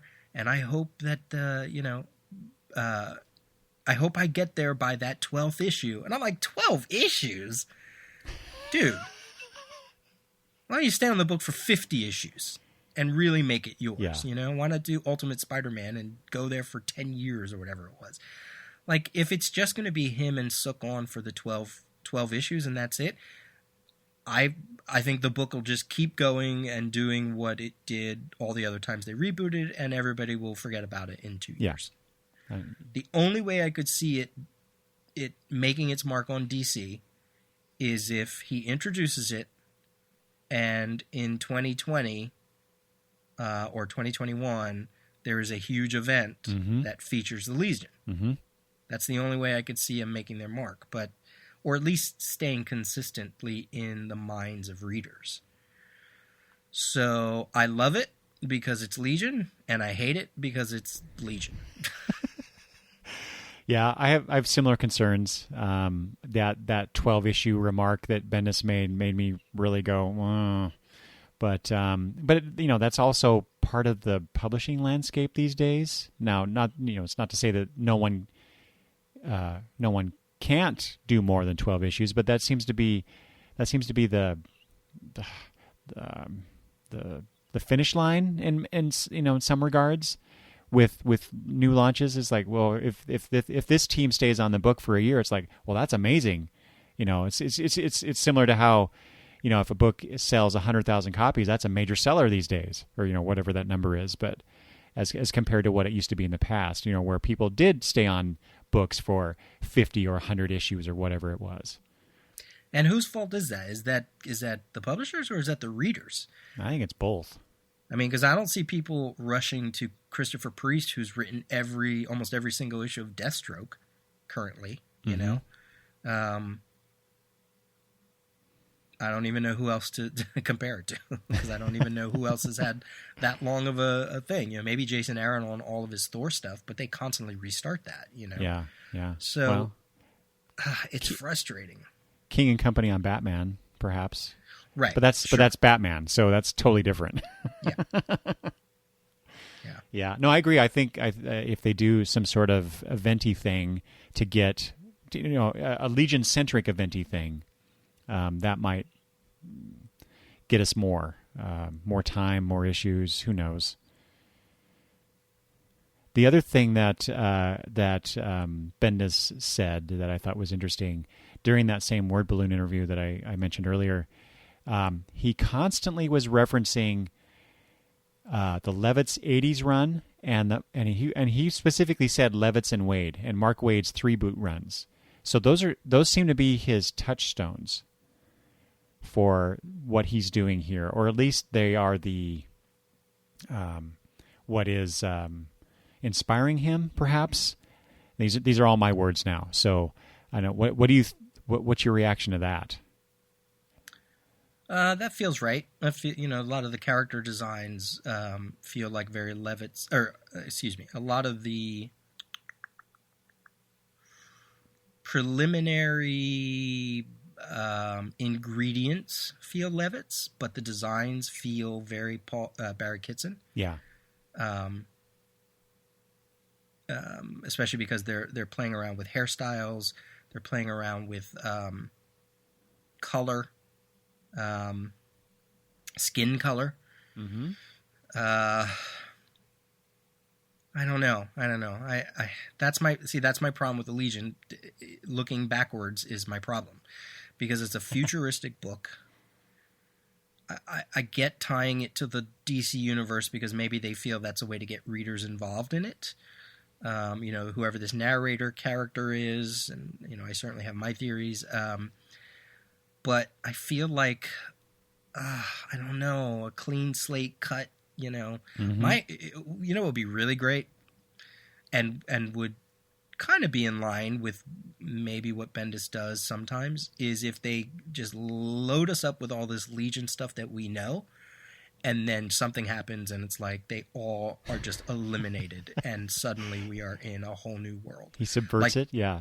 Yeah, like they are our way into the future because it's what we know, but then we go to a completely new place. Yeah. What if they do exactly that? So we start with, quote unquote, our Legion in the 31st century, and that's where this whole 31st versus 32nd century thing comes in. That'd be great. I'd take it. I'd buy it. Yeah. Yeah. It's tough. It's a tough corner of the DC universe that once was very popular, and I just want it to be popular again, but I don't know. Yeah. Well, and so as I recall, what he said, what brings this Legion together is, some dire threat or whatever, so I think that's where the 3-boot, Wade's 3-boot run, Wade Atkinson's run there comes in, because that was kind of a similar thing. They got together because, as I remember, the youth of that time didn't feel like that the adults in that world were doing them right, or doing the right things, and so they band together to affect change. And so I kind of think that's where kind of the vibe he's going for with this, which is a little different from the origin of the original Legion, which is inspired by. I mean, there's part of that too that he mentioned, as I recall, but inspired by the Legend of Superman. Only I think that he is expanding that to be more, the heroes of the 21st century instead, not just Superman. Right. Which is something we'll talk about in the next Tales on the Justice League Fatal 5 movie. Mm-hmm. Yeah, that's right. Yeah. Yes. Yeah. And I want to jump back just real quick to the Millennium book, which is, again, interesting that they would call it Millennium. Now, because that's a loaded word in DC Comics. It's not just a time period. It is, if you said to me, "Well, we're basing this on DC's Millennium," I'd go, I don't know about that. But that aside, like I said, it's a 2-issue introduction. In the first issue, and this is where they're tying together the DC future timelines. They have Supergirl. So I thought that was really interesting, considering our talk today about Supergirl's how she looms large in issue number 16. But Supergirl will be a large part of this in some way. We'll get her story in that first issue, drawn by Jim Lee. Batman Beyond, drawn by Dustin Nguyen. Commandy, drawn by Andrea Sorrentino. And Tommy Tomorrow, drawn by Andre Lima Araujo. The second issue is Booster Gold, drawn by Nicholas Scott. OMAC, you mentioned that before, drawn by Jim Chung. A DC Off-World chapter, whatever that means, drawn by Jeff DeCall, which is great because I love Jeff's work. And then finally, Legion of Superheroes, drawn by Ryan Sook, to lead us into the monthly, I believe, book coming in November. So that's a interesting collection of characters and timelines. He's playing with all my favorite toys. Oh, really? Okay, Yes. that's what I was going to ask you. You know, what's your connection to these things? And I hate him for it. I noticed on here, recently there's been the Electric Warriors, is that right? Series that's been coming out that I'm not reading it, so it's only based on what I've been hearing from others. Isn't there some sort of have you heard that there's been some sort of Legion teases or connections in that book? Yeah, I haven't read it, but I saw I think I saw a member of like the Gildish Band or whatever that they're called. I think it's using some of the aliens. Oh, okay. Yeah. But it's interesting that time period is not being reflected here in this journey through the future timelines. Maybe because there's already a series there, they don't feel like they need to touch on that, perhaps? Yeah, unless we get some mention along the way or in an image or something, yeah. So who you mentioned you had your theories. Who do you think this new character, this newly immortal character is? I mean, the obvious choice feels like the character of Melody Moore that Bendis introduced in Action, in Man of Steel and Action Comics. The Melody Moore, is that the fire chief or the... Yep, okay. Because she's a redhead and, yes. she doesn't quite do the double L thing with her name, so she's expendable. That feels like the obvious choice, but I think it's the obvious choice, but it's the weaker choice because, the solicitation is them saying, "Oh, it's a familiar face. DC fans will know." Yeah, if you're reading the books now. Yeah, right. So, the only one I could think of that would be this character has Legion connections. It has Superman connections. It's a redhead, and I don't think they're doing anything with her. Is Lana Lang? Exactly. That was my immediate thought as well. Yeah.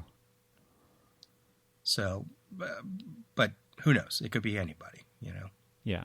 It could be some random character he discovered in the 70s. Well, and some people also said that, again, I'm not recalling what this character looks like, but there's the new book that he launched as, I think, part of his Wonder Comics line. Naomi. Naomi, yeah.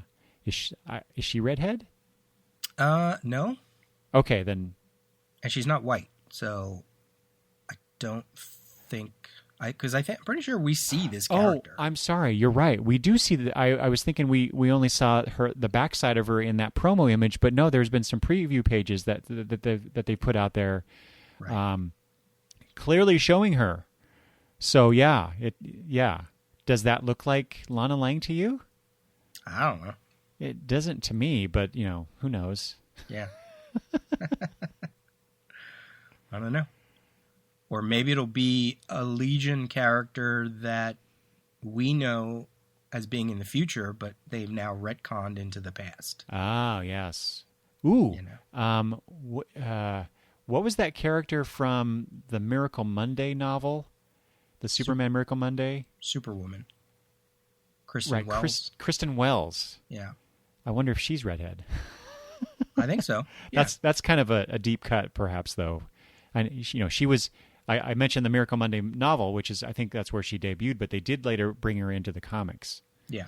And she is a time traveler. She is someone that longtime readers, such as myself, would be familiar with. There you go. You might have hit on it. I just hope it's not somebody silly. Yeah. So. Yeah, it's going to be interesting. I think they're going to get a lot of good buzz. It'll be written well. I have to say I've been really enjoying Bendis on Superman and especially Action Comics. Mm-hmm, me too. So, yeah. And I read the first part of Event Leviathan, and I like that. So I've never been... I think I used to poke fun at Bendis a lot, but when he's in a particular superhero universe, he knows how to use that universe really well. So I'm excited. I am excited, but I still want more. So what we're going to have to decide is, how we're going to talk about those issues. I was going to ask you that. I didn't know if we wanted to talk about it on air or we will otherwise. Oh, no, we'll be talking about those issues. So they may have to be wrapped up into Tales episodes. Okay.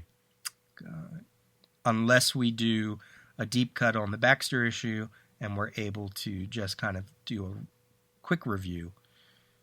I don't know. We'll have to see. Maybe listeners can let us know what they want us to do. Yeah. What would you like us to? How would you like us to approach this, listeners? Yeah, because we're not doing a third episode. There's just no third type of episode. There's no way we can do that.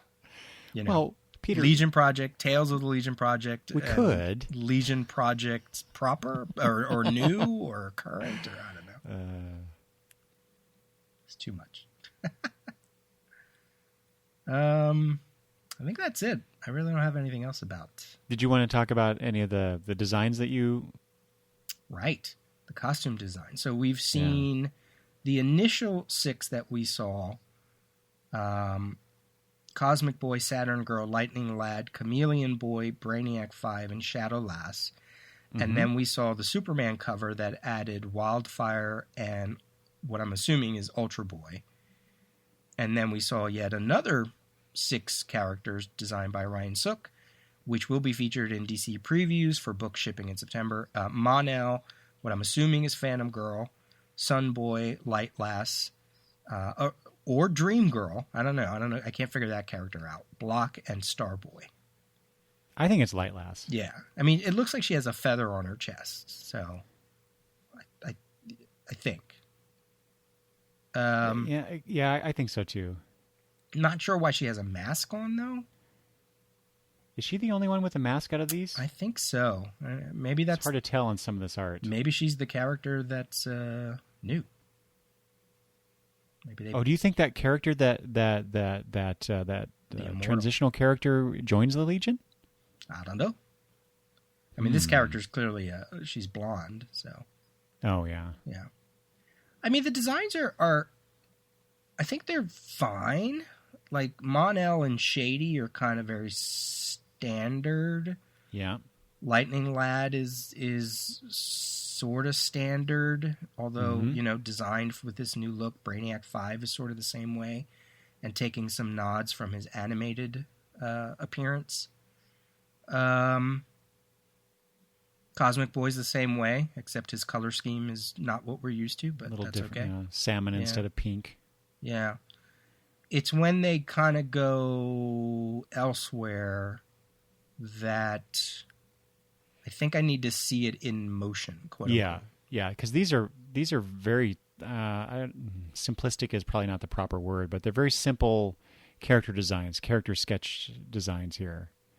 And they say preliminary. Yeah, preliminary, exactly. So we shouldn't get all uptight about how they look. Although I will say, this is what I was alluding to earlier.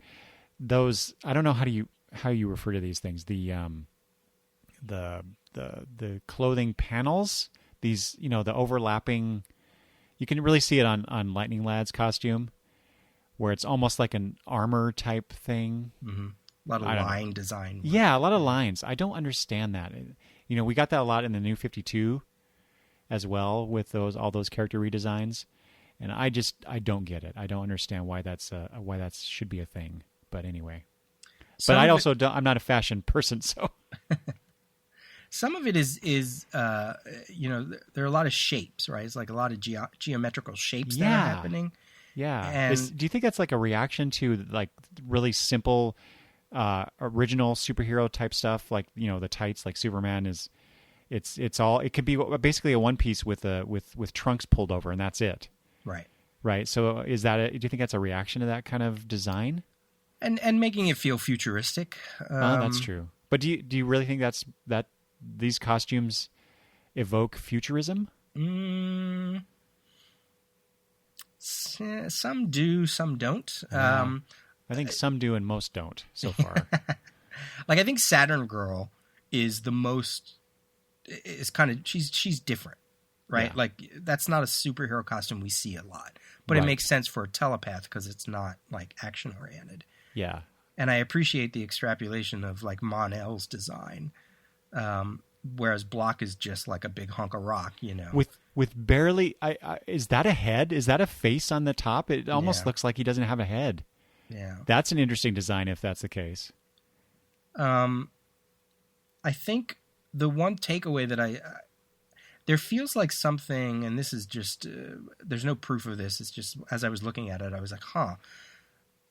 It almost feels like if you put all these costumes together, there is a pattern that could be made because this person's costume, when you put it next to this person, like the line work kind of matches up. But but that's just me kind of thinking that trying to put a pattern onto something. Yeah, trying to put like an artist design on it. Like if I was designing the Legion in this way, how awesome would it be that you can't see it unless they are all in a certain stance, so that if there's like a group shot, you're like, oh, they actually formed the letter L. I don't know, you know. But the way the angles and the connective tissue of some of the costume makes me feel that. But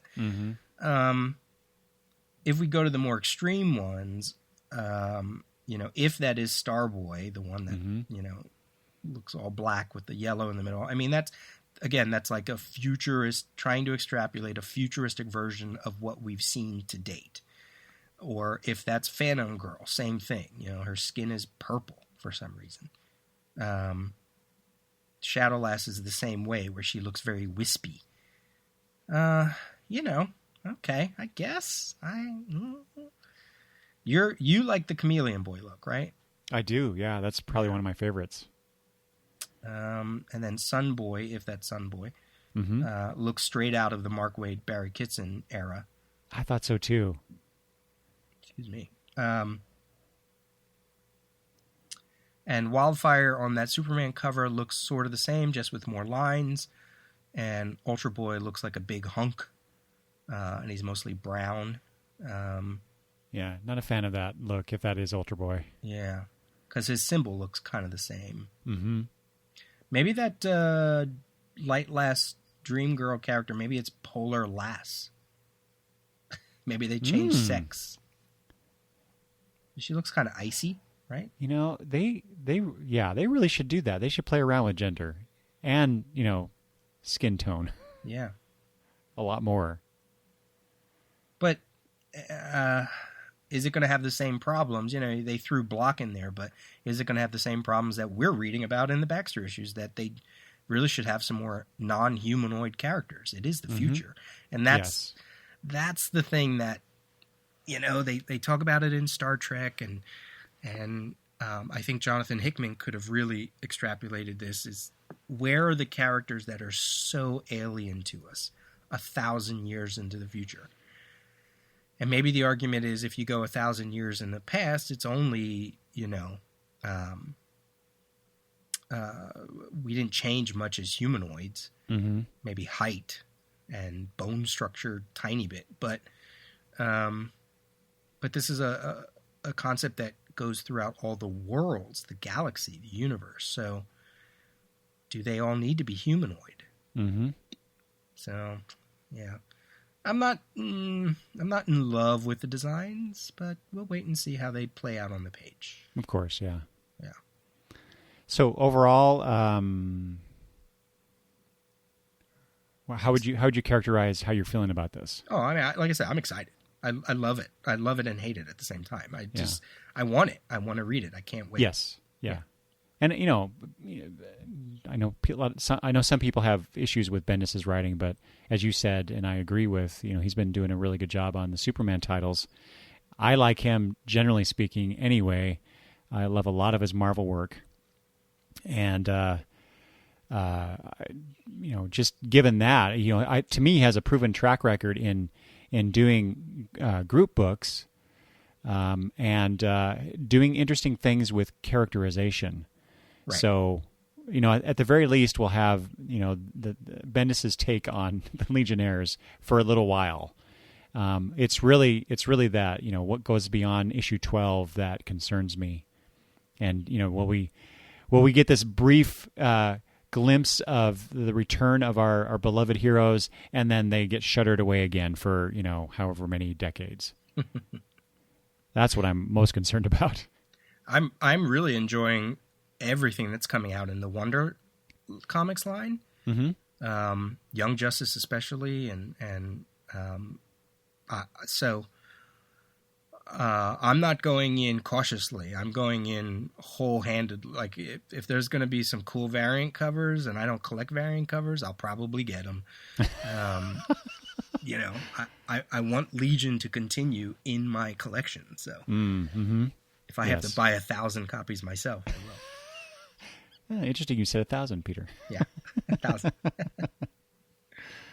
So. Well, and speaking of buying more stuff, they talked. Bendis talked about they're either talking about it or they're already planning on it, but they're going to release Legion flight rings for people to get too.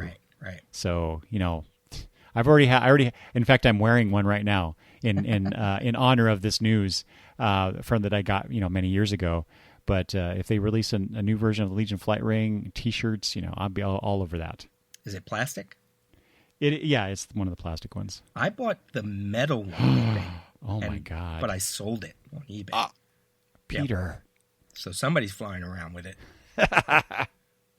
It was nice. It was nice, but yeah, I sold it. Anything else about that news? I don't think so. Well, listeners, let us know what you think. Yes.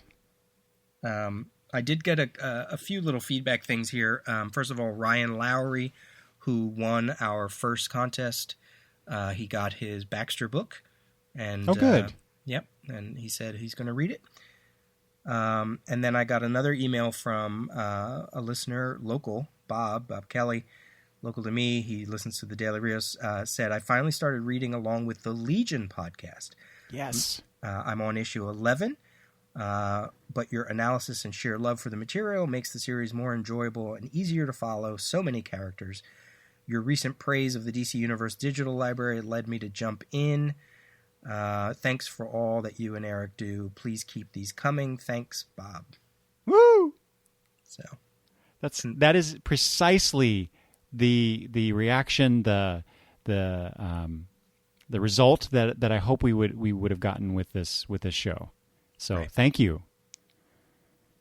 Yeah. So that's why we're going to have to cover the new stuff because we're experts now.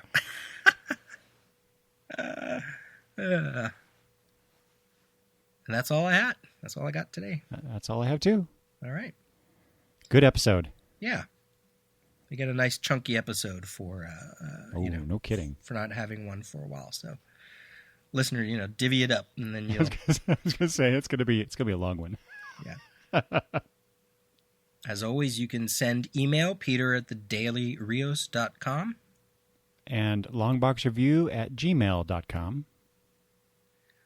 And as always, long live the Legion Project Podcast. See you, Eric. Bye, Peter.